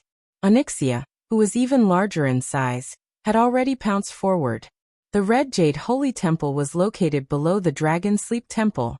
Although the space was not small even by the standards of a dragon, it was not suitable for a battle. For a dragon, most of the time, strength, agility, and vitality were directly proportional to its size. The larger the dragon, the stronger its overall attributes. In the limited space of the Red Jade Holy Temple, it could be forced to the point where there was nowhere to hide. It would become the most primitive wrestling. Looking at its size, Lassio knew that he was going to lose. He could only retreat out of the Red Jade Holy Temple and fight for space. Onyxia pounced after him. Lassio glanced at the battle in the sky north of the Dragonbone Waste and fled north without looking back. His father and mother were there, and according to the intelligence, they were the nemesis of his good sister. Although it was embarrassing, the Dark Dragon race was mostly people with no moral integrity. Losing face was better than losing one's life. Lazio flew north without looking back. Right at this moment, he suddenly felt his massive dragon body stagnate. It was the illusion of suddenly falling into a pool of paste. Impossible! Lassio exclaimed. What he said was impossible. He subconsciously believed that there was no existence that could use simple magic to imprison a demigod black dragon. That's not something a mortal can do. It wasn't something that a female black dragon like Onyxia, who only knew how to play with fire, would do. In his astonishment, Lassio twisted his snake-like neck and looked behind him. He saw something that made his soul jump out of his body. On Onyxia's dragon claws, there was a huge ring-like object. This should be some kind of magic tool. Lassio watched as his sister activated one of them, and then his body, which had just regained some mobility, immediately became sluggish again. Demigod tool? Normally, no demigod would inject a large amount of divine power to create a single-use magic tool. After all, it was quite exhausting and not beneficial. Coincidentally, there was a demigod who did this, and this demigod was undoubtedly Duque. He had engraved the Titan runes on the huge mithril ring, so that he could instantly use the Titan's power to activate deceleration. That was equivalent to him casting a demigod spell himself. Even with the demigod dragon's magic resistance, there would be a moment of numbness. This was simply a waste, but in a battle between demigod dragons, this was undoubtedly the key factor that would tip the scales of victory. The massive black dragon princess seized the opportunity and pounced forward. She swept her dragon tail from a high angle and hit her brother's waist heavily. Every dragon's tail was different. Her dragon tail was just like a standard meteor hammer, not to mention that the end was huge and oval, and there were a few extremely hard and thick spikes. Lassio immediately let out a wail. Not only was his left rib pierced, but he was also pulled by the force of the attack, leaving several deep wounds that exposed his bones. The violent blow caused him to fall from midair. He crashed into the snowy field full of dragon bones. His colossal body smashed through several dragon skeletons in an instant. It was as if his actions had disturbed the souls of the sleeping dragons, and the dragonbone wilderness seemed to make a dissatisfied grunt at that moment. Sorry, my stupid brother. Since I'm here, I won't let you go to the north. In midair, Onyxia, who was flapping her huge wings, stared coldly at her blood relatives. Other families would at most fight. The Black Dragon family was simply asking for death. Lassio knew that he had failed, not only in terms of strategy, but also in terms of combat power and combat experience. He was inferior to his sister in terms of elements. What was worse was that because of his age and lack of combat experience, he could not unleash his tyrannical physical fitness. It couldn't be helped. He was controlled by his father, Nesario, as soon as he was born. His father was not a benevolent father. He would slowly feed him moves and teach him how to fight. His father was an empty fish, and he directly ordered him to pollute the dragon eggs of the Red Jade Holy Temple and the other temples. If he did not do well, he would be killed. Originally, Krasis would be a good opponent and a good whetstone. Using the difference in rank, Lassio could hone his skills in actual combat, and while he was entangled with Krasis, the idiotic Twilight believers below could complete the task given by his father. It could be said to be killing two birds with one stone. But why did an enhanced version of his sister suddenly appear? This was clearly not giving him a way out. Completely afraid to approach his sister, Lassio struggled on the ground, turned around and flew east.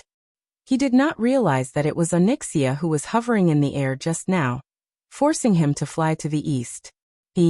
My stupid brother. I wish I could say goodbye to you forever today. Onyxia glanced at the fierce battle in the northern sky, and then flew after Lassio. Lassio flapped his wings, and the more he flew, the more he felt that something was wrong. He used all his strength to fly, but he felt that his sister's Onyxia's speed should not be that low.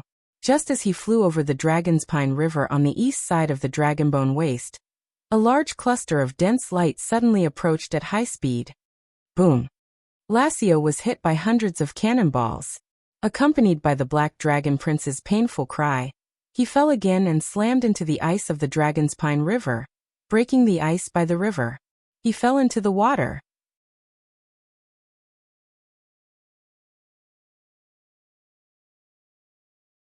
Chapter 1853. Trap. Everything was a trap. When Lassio's huge body fell into the water, he was stunned by the scene in front of him. Next to him, there was a huge water giant sitting in the river, hugging its legs.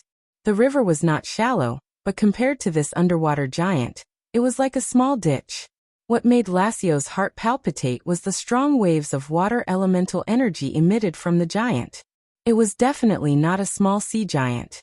That was, a dumb giant dragon actually fell into the river. Normally, it was very difficult to transmit sound underwater. However, this giant's voice directly entered Lassio's mind. Lassio almost peed his pants. He knew who this water giant with a strange golden chain on his chest was. It was the former lord of the water elemental realm, Neptulin. Lassio felt like he was being attacked by a dog. You're the former lord of the water elemental realm. What are you doing in this river? Neptulin grinned and rose to his feet. As he stood up, the water level of Dragon's Pine River, which had not changed for thousands of years, suddenly rose by 100 meters in 10 seconds. This was a very exaggerated number. Under normal circumstances, the banks on both sides of the river would definitely suffer. However, the water level only rose to the width of the river. The banks did not move at all. Neptulin was obviously trying to trap him. No. Lassio choked on a mouthful of water. At this moment, how could he not know that his opponent was here to kill him? He struggled to leave this strange water body. Unfortunately, he only managed to struggle for 3 seconds before several white lines of water closed in on him from afar. One of them was a petite female Naga, only slightly larger than a human. She was dressed in luxurious accessories, and judging from the golden crown on her head, she was at least a queen. The other one was a huge water elemental. And the last one was a huge and ugly strange fish. Neptulin, good job. This time you've done a good job. The female Naga spoke with the voice of her soul. Neptulin's face showed a look of joy. It did not matter if it was fake or not. The Naga queen turned her head.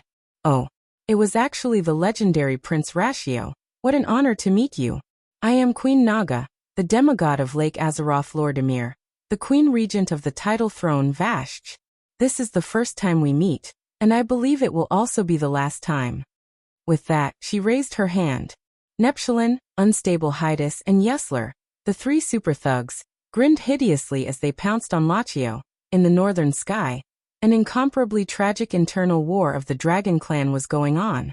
As far as the eye could see, there were gorgeous and dazzling dragon breaths and flashing magic spells everywhere, and the air was filled with entangled battles.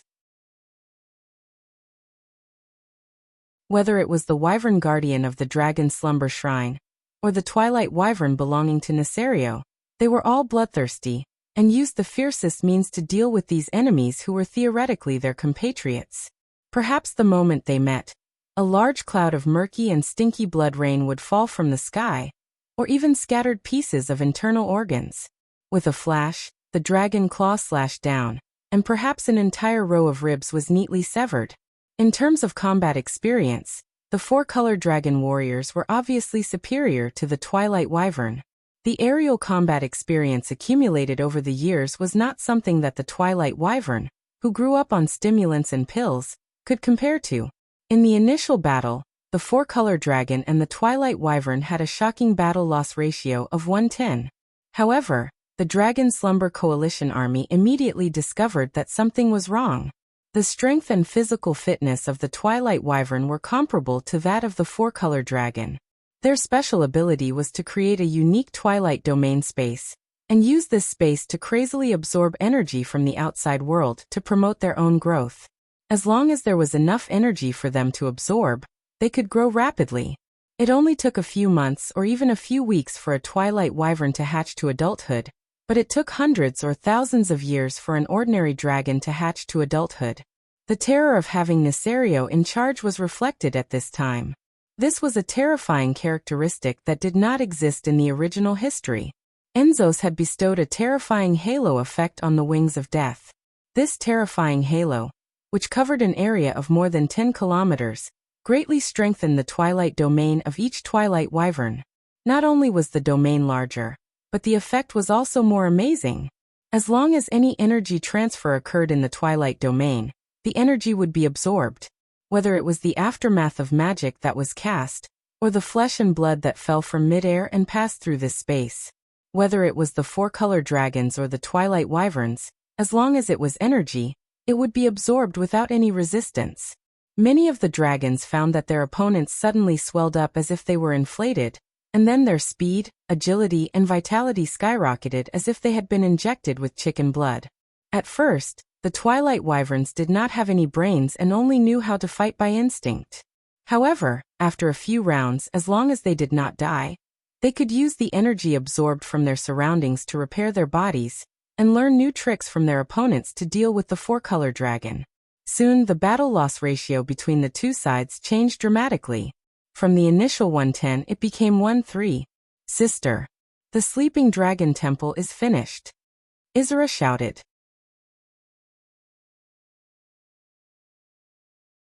Alexstrasza, of course, knew that it would not work, but she really could not spare her hands. King against king, general against general, soldier against soldier. Just Nesario, who was as huge as a mountain, was enough for the few dragon aspects to suffer. Not to mention the addition of Sinestra, and the two Twilight Wyverns, Varian and Serenarian, who were quite capable of fighting. Varian and Serenarian were not as strong as the dragon aspects, but they could steadily suppress the ancient wyvern of the four-color dragon. After a few rounds, 3 ancient wyverns had been seriously injured and forced to retreat. In fact, if it were not for Nesario frantically chasing after his 3 former siblings, the Sleeping Dragon Coalition army would have suffered even more losses. At this time, a black dragon shadow suddenly entered the field of vision of the two sides. Your Majesty Alexstrasza, the Ruby Jade Temple was ambushed by the Black Dragon Prince Ratio. But I took care of him. Now it is basically safe." The first half of Onyxia's words made the Red Dragon Queen's heart jump to her throat, but the second half made her feel for the first time that this junior was quite useful. The Black Dragon turned her head and taunted the two Twilight Wyverns who were obviously several sizes larger. Varian and Serenarian, right? Poor guys. He didn't know anything and was used as a weapon. Do you think you are very strong? Let me tell you, I can fight 10 of you guys." It was a clumsy provocation, but for the relatively simple Twilight Wyverns, it was good enough as long as it worked.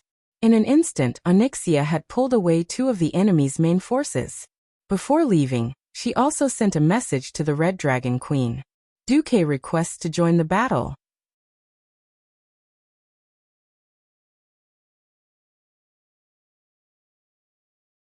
Chapter 1854. Duque. Alexstrasza really had a love-hate relationship with Duque. Once upon a time, Duque was just such a small and weak human. At that time, she hung out with Duque purely because she felt that this human was interesting. It was easy to get tired of living after living for too long. This was not a derogatory term, but a literal one. If it was not for the power and responsibility given to her by the Titans, she really did not know how she had lived for the past 25,000 years. Perhaps she would have developed strange interests like some blue dragons.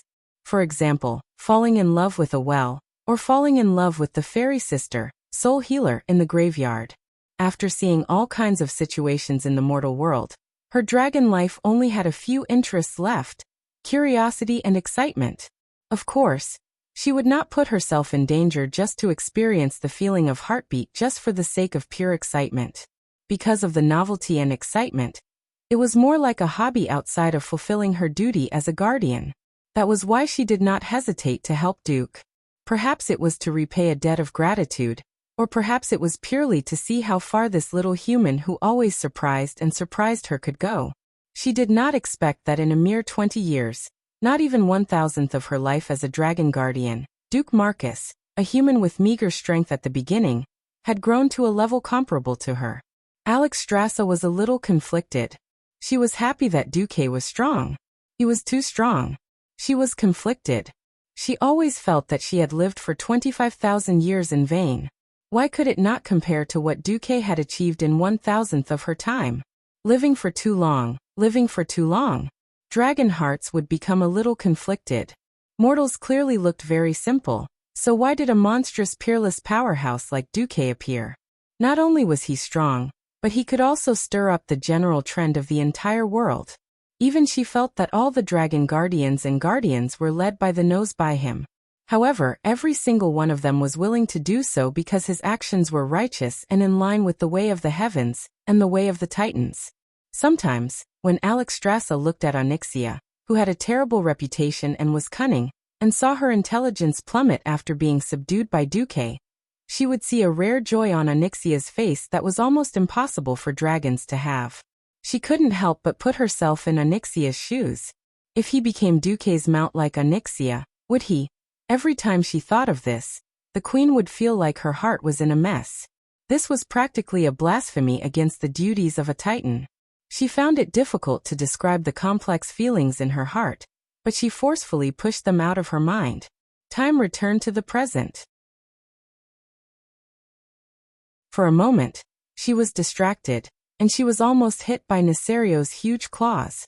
Fortunately, although Nesario's body size had increased, his speed and agility seemed to have decreased significantly, which gave her a chance to save him. She screamed in her heart, "I can't hesitate anymore. I am the leader of the Dragon Slumber Shrine. All the dragons are waiting for my command. A leader must never hesitate." As far as the eye could see, countless dragons were fighting in the sky. She already knew how terrifying the Twilight dragons were.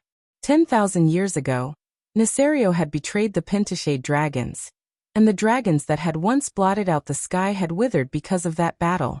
It took the four-colored dragons 10,000 years to barely restore their numbers to a less miserable state. If she cared about her pride and hoped to use the power of the Dragon Slumber Shrine to deal with the resurrected traitor, Nesario, she was afraid that the Dragon Slumber Shrine would suffer more damage than the last time. The enemy in front of her was strong, And she was weak. Even if she won, it would only be a Pyrrhic victory. What about the void battlefield in the future? Alexstrasza gritted her dragon teeth and spread her divine thoughts. Duque, I know you're here. Come and help. I know what you're thinking. The Dragon Slumber Shrine will be the most loyal ally of the Alliance in the future. Her spiritual call instantly received a reply. Yo, I wanted to make a move a long time ago, but I was afraid of interfering with the internal affairs of the Dragon Slumber Shrine. If you make it sound like you didn't have a part in the first siege against Nesario. The man and the dragon teased each other. Everyone knew that the little knot in their hearts had disappeared without a trace. Originally, the Dragon Slumber Coalition army did not know how the Alliance would make a move, but they soon found out. Woo woo woo. It was a strange sound coming from the east of the Dragonbone Wilderness. Many twilight dragons turned their heads to look to the east in a daze, but the four-colored dragons came to their senses and squatted down with their hands on their heads. Oh no, it was a gesture of self-defense. Countless artillery shells gathered into a torrential rain of artillery shells that were denser than locusts. They crossed a distance of 10,000 meters and blasted toward the area where the dragons were fighting fiercely in midair. At a glance, the Alliance's artillery was simply a trap for its allies. This was an indiscriminate attack.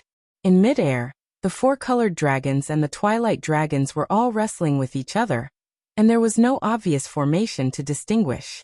At most, it was a cooperation between a few dragons in 2s and 3s. It was not a positional battle like in a traditional war, but the moment the artillery shells exploded, the essence of Duque's bombardment could be seen.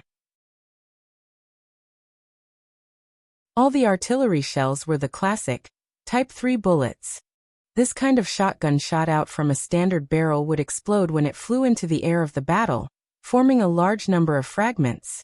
For enemies with relatively weak bodies, this was a fatal metal storm. Even if it was a griffin, its skin would be lacerated and its wings would be crippled in this kind of storm.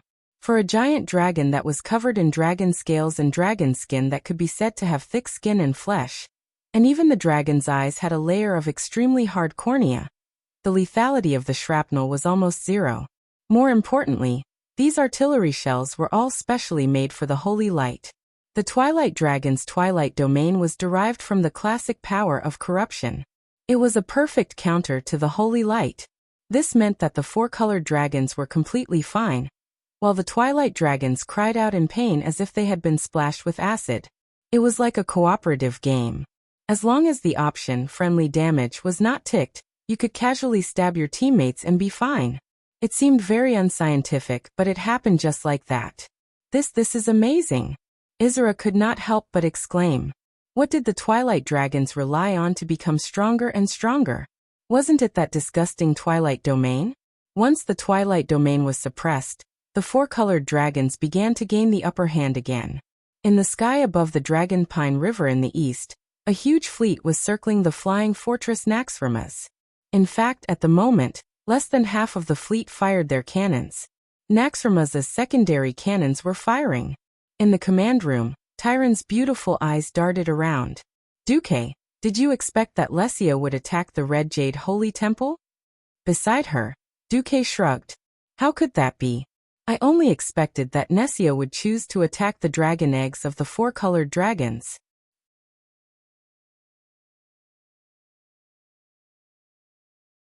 Chapter 1855. To be honest, he really did not think that sending Oni would actually catch Lachio. In fact, he did not even know if Lachio still existed in this world. Unfortunately, Tyron pouted and crossed her arms, looking as if she did not believe him. Duque almost choked to death. Damn. Is this considered pretending to be the god of prophecy too much that people don't believe me even if I fail? At this time, Vasht's magic message came. That new black dragon Prince Lachio is almost done. What should we do? In the magic mirror, Vasht's red hair floated in the water, giving off a different kind of sexiness. Duque was not in the mood to appreciate it. He rubbed his chin, weighing the impact of Lachio's life and death. No matter how he thought about it, Lachio did not seem to have done anything good, nor did he really affect the general trend of history. To put it bluntly, he was the kind of guy who was an eyesore, but it did not seem to be a problem to kill him. Duque hesitated for 3 seconds, then made a throat-cutting salute. Remember to annihilate his soul. In the scene, the Black Dragon Prince, who was supposed to be a part of history, was dancing in the water. He was dragged deeper and deeper into the water by Neptulin, who was a rough man underwater. He was tossed and turned by the waves, and he sank deeper and deeper into the water. Luxia was chased all the way from Dragon's Pine River to the sea by a group of ferocious underwater bosses, through the east side of the ancient beach, and all the way to the deepest trench. A dragon soaring in the sky falling into the water was a huge mistake in itself. Now, Luxia had to pay the price in advance for his undisplayed ambition and possible mistakes. Perhaps this was unfair to a formidable dragon, but since he had chosen Nesario's side, then he was sorry. Hydas, Tidewalker, Yesler, and Neptulin swarmed forward. They continuously used various water attacks to create wounds on Luxia's body, weakening his vitality. When his speed and strength dropped drastically, Marogri the Tidewalker threw a huge anchor into his waist. Then Neptulin threw a thick black chain and strangled his neck. Then, Hydas covered his limbs with high-purity water elemental energy. Finally, Yesler pounced on him and bit his neck. "Spare me." That was Luxio's last plea. It was too late. Ift. The dignified Black Dragon Prince died sullenly in the deep sea. Vashti quietly sat in the shallow waters, casting spells as she gazed at the offering in the sea. She was suppressing and erasing Luxio's soul. On the east side of Dragon's Pine River, a neat array of cannons kept firing. The artillery finally angered Nesario, who ordered the Twilight Dragons to attack the Alliance's air force. Under his command, Valriona and Thanarian, who were being kited by Onyxia, turned around and flew east towards the Alliance's air force. An ear-piercing alarm sounded in Naxxramas almost instantly. Unlike the previous Level 2 alarm, it was preparation for an attack. This was the alarm for an enemy attack. The Alliance soldiers in the intelligence room of the stronghold observed the incoming enemy through the mage's eyes in Dragonbone Waste, as well as the stronghold's own enemy tracking system and binoculars. They stared dumbfoundedly at the dragons in the sky. The Alliance had experienced many battles since its establishment. Since Naxxramas fell into the hands of the Alliance, it had also experienced several battles, but it had never tried to fight such a large group of dragons. The last time it faced a large-scale attack was in Northrend, against the gargoyles of the Lich King Arthas. The purple-red Twilight Dragons approached quickly. They spread their wings and rode the wind, sweeping over from the battlefield 10 kilometers away. 10 kilometers, which was 10,000 meters, sounded very far. For these flying behemoths, it would only take a few minutes. They're really fast. Bulang Bronzebeard stared at this scene on the monitor and couldn't help but curl his lips. Boys, use the armor-piercing bullets. Grenades are useless against these big guys. The 3 holy light projectiles had been proven to only be used for harassment, not to kill them. Bulang shouted, "Old-style main cannons. Fire in unison." Cannonballs triggered by TNT explosives were continuously fired from the muzzles of the stronghold. Even though the new cannons were all equipped with brakes to reduce the reaction force, they didn't dare to fire in a real sense. The continuous impact still caused the entire stronghold to move nearly 10 meters to the east. Under the surveillance cameras controlled by the observers, Bulang clearly saw that the old-style cannonballs, even after being treated with holy light, still couldn't penetrate the tough skin and scales of the Twilight Dragons. Although some of the Twilight Dragons' wings were damaged, they only slowed down. Anyway, after a round of cannonballs that seemed to shake the earth, not a single Twilight Dragon fell in midair. The human gunners could almost see the contempt at the corners of the Twilight Dragons' mouths. Taking advantage of the intermission of the human cannons, these dragon-shaped monsters created with evil secret methods quickly closed the distance between them and the flying stronghold. Many of the Alliance soldiers' hearts were about to jump out of their chests at this moment. If the Alliance's cannons couldn't cause effective damage to the enemy, it meant that this was likely to turn into a massacre of the Alliance's air force. At this time, Duque's leisurely voice sounded. "Bulang, relax. Don't we still have Mimran?" "Yes. According to my calculations, The new cannonballs can definitely penetrate those purple lizards flying in the sky. Mimran, who looked like a mechanical gnome, had two light bulb eyes that kept flashing. That's right. Duque was King crazy about the Alliance's technology tree again. The biggest feature of transmigrators adding talent points was that they wouldn't add the wrong talent points. In fact, 1 kilometer behind the group of Twilight Dragons, Izura was leading a large group of green dragons to help the Alliance. Sister, I don't think we need to help Duque's side. Whether we need to or not is one thing, whether we go or not is another. Go quickly, don't be in a straight line with the Twilight Dragons and the Alliance's cannons. Follow them from the side and back. If necessary, help at any time, Alexstrasza instructed. The main force of the Twilight Dragons had turned east, which meant that the pressure on the four-colored dragons was greatly reduced. In theory, concentrating all the dragons to besiege Nasaria was the right way to go, but she couldn't let such a large group of Twilight Dragons run around. In fact, except for Izura, who was particularly confident in Duque, many green dragons didn't think that mere mortals could block thousands of Twilight Dragons with their flying creations alone. In their eyes, the thin three-dimensional defense line of the Alliance's flying fleet was no match for the locust-like Twilight Dragons, be it in terms of strength or visual effects. In particular, when the Alliance's first round of main cannons fired did not even bring down a single Twilight Dragon, most of the green dragons in the Green Dragon Army confirmed their thoughts.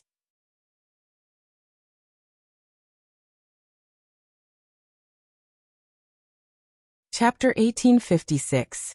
After all, they were a group of true dragons that were charging over aggressively. Regardless of whether they were products of accelerated growth or not, they were not a bunch of buzzing locusts, but creatures at the top of the food chain on planet Azeroth. Under everyone's gazes, the purplish-red ominous dragon cloud was getting closer and closer to the Alliance's air fleets and strongholds. Everyone knew that unless it was a dragon that was good at magic, a dragon's attack range was basically no more than 200 meters. Beyond 200 meters, the dragons could only passively take a beating. Once within 200 meters, the giant dragons would use their dragon breath, their powerful bodies, their sharp claws, and their tails, which were even more terrifying than siege hammers, to teach anyone who dared to enter the giant dragon's killing range a lesson. Apart from a few powerful creatures like golems, most existences would only feel the deepest despair and helplessness when faced with a dragon at close range. It was the same for the Alliance's battleships. If the largest main cannon could not penetrate the dragon's scales and skin, then the smaller cannons and anti-aircraft cannons would not be able to do so. At this moment, the Alliance's strongholds and battleships suddenly flashed with a blinding light. The Alliance had fired again. No one took this volley of cannons seriously. The purplish-red dragon cloud that looked like it was rolling over finally collided with the dense black dots formed by the cannonballs. Just as the new cannonball was fired, Duque smiled and said, "Actually, dragon scales and skin are fine. We might as well change our way of thinking and treat them as more durable sloped armor. As long as we find the right way, it's easy to penetrate them." "Oh, is that so?" Bulang stroked his beard. The great gnome craftsman Jerbin was also scratching his bald head. Why did the dwarves and gnomes like Duque so much? Wasn't it because Duque could always give them a lot of scientific inspiration, allowing their most beloved technology to advance? Duque had many ideas, and they were even more creative than Mimiran's bold and imaginative ideas. What was even more impressive was that most of Duque's ideas were feasible. Duque's words had undoubtedly opened a new window for the two of them. Even Mimir began to mutter to himself. The speed of the cannonball was very fast. If one's eyesight was good enough, they would discover that the cannonball was actually just a flying tool. It was just that it was faster. The cutting-edge cannonballs tore through the atmosphere at high speed. Some of the cannonballs even left long white lines as they passed through the clouds. The metallic afterimages pulled out beams of light in the air and pierced into the group of twilight dragons like sharp blades. This time, these creatures that came from the Black Dragon King's family's Black Technology Laboratory were not so lucky. In an instant, their wings or bodies were pierced. Perhaps it was because of the amount of gunpowder in the shell, or some other reason. Only about 100 twilight dragons howled as they fell from the sky, sprinkling a foul and evil rain of blood. Even so, there was a burst of loud and clear cheers in the fortress command. Hooray! Success! We've finally defeated those damned lizards. He had only killed less than 100 twilight dragons, which was a negligible loss for a group of more than 3,000 dragons. Hidden behind this small victory was the victory of mortals and technology. The Alliance's technology continued to develop, and today, they could already use their own new inventions to deal with the creatures at the top of the food chain on this planet, the giant dragons. It was not difficult to envision that in the near future, weapons that could kill demons on a large scale could be developed. This was what encouraged the party of technology, which was led by the dwarves and gnomes. Gerben almost jumped in front of Duque and shook hands with Duque. Congratulations, your tungsten core armor-piercing shell was a success. Duque replied with a smile. It's our tungsten core armor-piercing shell. Gerben said with great sincerity. No. Without your idea, none of us would have thought of such a method. We're just the processors of science. Duque said something extremely cool. Then, I'm actually just standing on the shoulders of the giants of science. At this moment, even Bulang, who was commanding, and Mimiron, who was watching the battle, as well as the dwarves, gnome scientists, and craftsmen, were all in awe of Duque. The tungsten core armor-piercing shell was something that Duque had created using his transmigrator knowledge. The tungsten core armor-piercing shell was actually an excellent armor-piercing shell developed after the 1970s on Earth. The warhead of this armor-piercing shell used the principle of shell removal and the new structure and materials of high-density tungsten alloy. It had characteristics such as high initial velocity, low trajectory, short flight time, high accuracy, and great penetration power. It could effectively deal with fast-moving targets. The density of the core was high, and it was the complete opposite of hard steel or tungsten carbide cores that would shatter during the penetration process. The tungsten alloy core was more malleable and could penetrate armor by splashing. It had excellent secondary penetration characteristics, and it was more effective against large angles, sandwich, and multi-layered composite armor. It was widely used in large-caliber guns and small-caliber artillery shells at home, and abroad as ammunition against lightly armored targets such as armored transport vehicles and attack helicopters.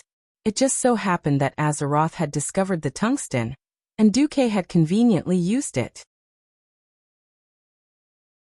Originally, with the industrial foundation of the Alliance, it was not enough to produce such a beautiful tungsten core armor-piercing shell.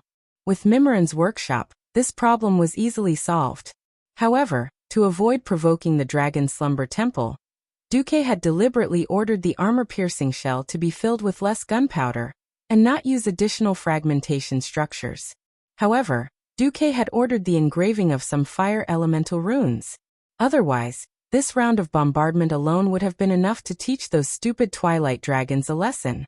If they survived, they would have to remember to take a detour when they saw the Alliance's warships in the future. In fact, the twilight dragons that were hit this time, unless they were especially unfortunate and had been hit by dozens of cannons, they would not die. Most of the twilight dragons that were shot would be injured but not killed. It was not the kind of fatal injury, but the kind that just happened to penetrate the dragon's scales and skin, but could not penetrate the flesh. Stimulated by this round of bombardment, the twilight dragons immediately roared and accelerated towards the Alliance's fleet. On the other side, the Green Dragon army was also shocked. Seeing that although the twilight dragons had suffered losses, their losses were limited. They actually felt an inexplicable sense of peace. It turned out that mortals were not particularly powerful.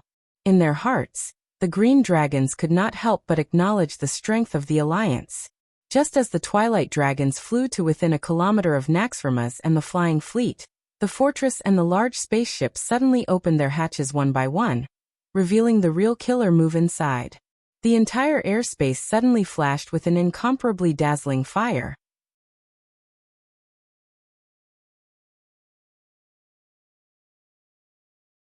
Chapter 1857. In the flying magic city of Dalajan, there were thousands of magic cannons of various calibers and different elemental power outputs. In the mouth of the dragons, The magic cannons that these humans and elves were so proud of were called weak, because they were the most superficial use of the elements. In order to ensure the stability and operability of the cannons, the magic craftsmen had to repeatedly reduce the total output of the elements and reduce their fluctuations. And the high-level mysteries would undoubtedly crush the low-level mysteries. This kind of magic cannon with low elemental energy and elemental density was, of course, regarded as a toy by the dragons. Now all history had been rewritten. After all, if there were genuine fire elemental creatures as cannons, who would need a special cannon to guide the fire elemental? That's right. Standing in front of the wide-open cabin doors were fat fire elemental beings that were docilely standing in a battle formation. These fire elemental creatures burned thousands, or even tens of thousands of degrees all over their bodies. Their existence itself was a great pressure on the surrounding environment. For example, without those special frost protection circles, not to mention Naxxramas, it was estimated that the decks of those big ships would melt. With those circles, the fire elemental creatures inside would be extremely unhappy. In the past, these irascible guys would definitely give the mages who controlled them a headache. Now, under the supervision of the fire demon troops directly under the King of Flames, Duque, these simple-minded fire elemental creatures stood like obedient babies. After studying the attack range of the fire elemental creatures, Bulang, the master of artillery, endured until the last kilometer before opening the hatch. It was not until the last 500 meters that he gave the order to open fire. Thick flaming arms rose up, and the purest and most primitive fire elements shot out from their palms. In the void near each battleship with fire elemental creatures, more fire elements could be seen connecting here through the void channel. From a distance, each battleship looked like a Titan battleship wrapped in a huge flame rune network. Whoosh, whoosh, whoosh, whoosh. There was no deafening roar of the cannons, but the fire elements that poured out in 3 or 4 breaths had a terrifying destructive power far beyond that of conventional artillery. From the 10 rows of hatches in the Naxxramas stronghold, in addition to the full firepower of 300 battleships, these tens of thousands of fire elemental elites were enough to boil the entire airspace. You can't hit the Twilight Wyvern when it's in rapid evasion? Never mind. If he couldn't hit the front, he could still hit the back. Even if he missed, he could at least increase the density of fire elements in the air. What was an explosion? An explosion would release a large amount of energy in an extremely short period of time, producing a high temperature and releasing a large amount of gas. It causes a high-pressure chemical reaction or state change in the surrounding medium, and is extremely destructive at the same time. Generally speaking, this required a small space. Duque's fighting style was even more imposing. He commanded the fire elemental creatures to heat up the space that the Twilight Dragon was about to pass through. It was a vast space with a diameter of nearly 1 kilometer. There was no obstruction or separation, and a strong wind blew past. Normally, this would be impossible to achieve. But as the actual controller of the 3 great elemental realms of Azeroth, water, fire, and wind, turning the impossible into the possible was what Duque was doing. On an open-air platform to the west of Naxxramas, 2 blonde and 1 silver-haired elven women stood there, letting the wind blow their long hair. If you carefully sensed it, you would know that the wind demigod, the 3 Windrunner sisters, led by Sylvanas, were controlling the flow of the air in the surrounding atmosphere. A huge wind elemental shield that the Twilight Wyvern couldn't see was preventing the fire elements from escaping. Then everything fell into place. Heat up. Heat up. Heat up again. From an ordinary fireball of a few hundred degrees, the surrounding temperature suddenly rose to over 1,000 degrees. At first, the simple-minded Twilight Wyvern didn't react, only thinking that it was an illusion. When the surrounding temperature suddenly jumped from 1,000 degrees to 2,000 degrees, they finally felt that something was wrong. This wasn't normal. This wasn't the temperature that should belong to the mortal world. They began to roar and ask their companions what was going on with their dragon language. But their recklessness and lack of discipline caused them to be in chaos. Because the sky echoed, "Can't even stand this temperature, you're a pig." Such mockery. And even the thick-skinned Twilight Wyvern took the initiative to eat a fireball or 2, declaring that their magic resistance was high enough. When they found that in just a few seconds, the temperature soared to 3,000 degrees, the Twilight Wyverns finally panicked. They asked their leader, Valerian and Serenarian, one after another. But these two guys were also weirdos. Valerian and Serenarian, who had miraculously grown up, were supposed to serve as role models for the new generation of Twilight Wyverns, leading their offspring to devour the life of Azeroth. However, they always wasted their unparalleled power on fighting and quarreling. One said to turn around and run, the other said to continue forward. It was in such a quarrel that the Twilight Wyverns completely lost their last chance to escape. Boom. From a distance, Naxxramas looked like a terrifying main cannon with a diameter of more than 1 kilometer, powerful enough to destroy the world. This was the result of the three Queen Sylvanas sisters' efforts to use the wind element to make elemental guidance. When a huge amount of fire elements accumulated and exploded, Queen Sylvanas let the fire elements pour towards the west side of the Twilight Wyverns. It looked like a huge, short-barreled gun had fired towards the west. It was just that the power was comparable to a mushroom cloud. Even the initiators of the explosion, the Alliance soldiers, the fire demons, and the fire elemental creatures themselves were a little unsure that this explosion was their own masterpiece. The entire Alliance fleet was silent for a full 3 seconds before bursting into thunderous cheers. Hooray! Ha ha! You're dead. I think they're all dead. This is what you get for looking down on us mortals. Many Alliance soldiers took off their helmets and hats and threw them into the air. Well, forget about the hats. The helmets hit a lot of people when they fell due to gravity. This was a man-made fiery hell. They were dealing with the dragons at the top of the food chain on this planet. Of course, this could also be seen as a joint attack by the fire and wind elementals against the Twilight Wyverns. In fact, Duque did not directly attack, and Queen Sylvanas' attack was the icing on the cake. Duque believed that even if Queen Sylvanas did not attack, the result would be quite glorious. Just to be on the safe side, they did not want the fire elements to flow back and blow back to Naxxramas and the flying battleship, so the three Windrunner sisters attacked.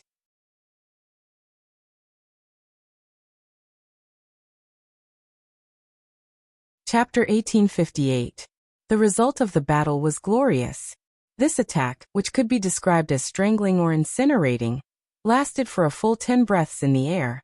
If this was a classic aerial battle between dragons, there would probably be a rain of dirty blood, dragon scales, dragon skin body parts, and organs that should have been priceless. Unfortunately, there was none. Only a small group of Twilight WYRMS, with the strongest magic resistance, could withstand the ultra-high temperature flames with their Twilight domain. The Twilight realm wasn't omnipotent.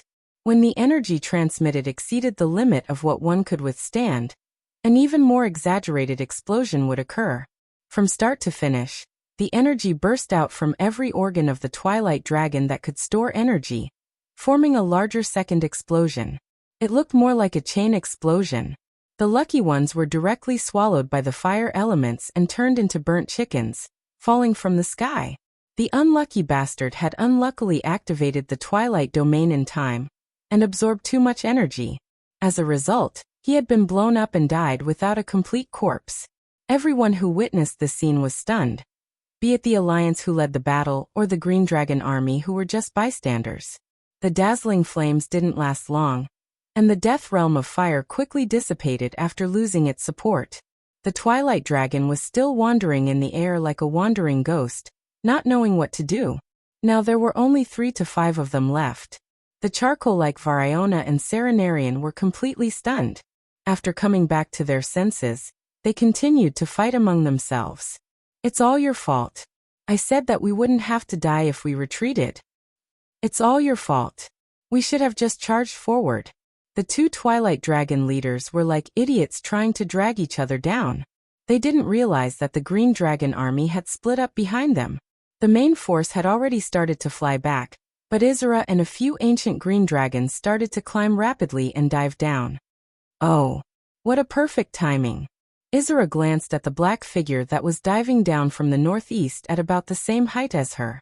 Onyxia might not be good at fighting enemies head-on, but when it came to bullying noobs, no one was better than her.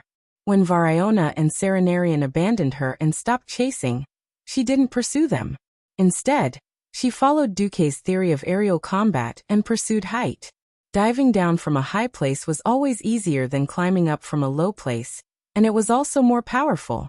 As a dragon aspect that controlled a portion of the fire elemental world's elements, Onyxia only needed a single thought for the fire elemental elements around her to follow her as she dove down at high speed. The fire elemental elements that had already begun to dissipate were sucked into her body at a speed faster than her dive.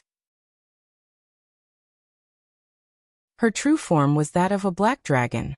From afar, Onyxia looked like a huge red dragon, drawing a cone-shaped formation of flames in the air. When she swooped down at high speed, she actually pulled out a long line of fire that resembled the tail of a comet. It looked as if it had already split the entire sky. The ferocious attack startled Variona and Cenarion. The two twilight dragons who had been dragging each other down did something extremely stupid. Seeing that they couldn't dodge Onyxia's attack no matter how fast they accelerated, they actually tried to use each other's bodies to block the black dragon's first attack. One should not be afraid of a godlike enemy, but a pig-like teammate. Onyxia might look like she was going all out, but she actually cherished her life more than anyone else. Unfortunately, the twilight dragons didn't know that. When she reached the peak of her speed, a huge amount of fire elemental elements gathered in front of her dragon's head. It looked like a fire spear extending from the black dragon's head. Bam! Bam! This was the second consecutive attack that shook the atmosphere. Onyxia's larger body crashed into the middle of the two twilight dragons who seemed to be dancing a pas de deux. If one of the dragons had the guts to extend its claws and give Onyxia a vicious blow, it might have ended in a lose-lose situation. However, both Variona and Cenarion's reaction at the last moment was to run. They only opened up half of their twilight domain to defend themselves, but they were also afraid that they would absorb too much fire elemental elements and blow themselves up. That was hilarious. If Onyxia had split the fire elemental elements she brought with her into two, either of them would have been able to handle it. But how could the black dragon, who was an expert at bullying noobs, give them the chance to do so? Hehe. Don't even think about escaping. Onyxia, who had not used her full strength in the first place, did a rather damaging thing. She did split the power in her body into two, but all the fire elemental elements were aimed at Cenarion while she pounced at Variona. According to Duke's secret instructions when he was training the dragon, plus her own observations, she was very sure that the two of them would never cover for each other. As expected, Cenarion's first reaction was to run when he saw the overwhelming amount of high-purity fire elemental elements coming at him. But Variona's first reaction was to face it angrily. The energy theory of aerial combat was fully validated at this moment. Onyxia, who was faster, flew in a small arc and easily dodged Variona's clumsy bite, as well as her follow-up claw attack. Then the black dragon used the inertia from the high-speed dive to make an emergency hover with her wings and swung her thick and long tail in a perfect semicircle, hitting Variona's right arm hard. It was better to break one than to injure 10 fingers. She learned how Duque treated her in the past and used it to deal with her enemies. The force of a dragon aspect's attack, coupled with the huge inertia from the acceleration of gravity, was more than 100 tons. It was a blow that could even shatter a mountain. Variona let out the most miserable scream since the start of the battle. Not only her right arm, but half of her body, including her right arm and chest, was blasted into pieces. The sharp spikes on the black dragon's meteor hammer-like tail even tore a few pieces of Variona's lung tissue out. She tried to retaliate in pain and anger, but the black dragon dodged her attack. This time Onyxia was very patient. Her larger dragon body circled Variona in the air and attacked more agilely. Almost every time, she would grab the collapsed right side of Variona's body to attack, constantly increasing the damage. Victory was only a matter of time. Cenarion, on the other hand, had to expand his twilight domain to the maximum after taking all the fire elemental attacks from Onyxia. He would either overexert himself or be seriously injured by the second flame bombardment. He obviously chose the former. You're tuning in to the Lime's Wuxia Whispers YouTube channel. We're so grateful for your support, And don't forget to subscribe to join us on this incredible journey through captivating stories. Your generosity through donations truly makes a world of difference, as it's the primary source of revenue that allows me to expand and enhance this channel for you. Thank you from the bottom of my heart for being a part of this adventure.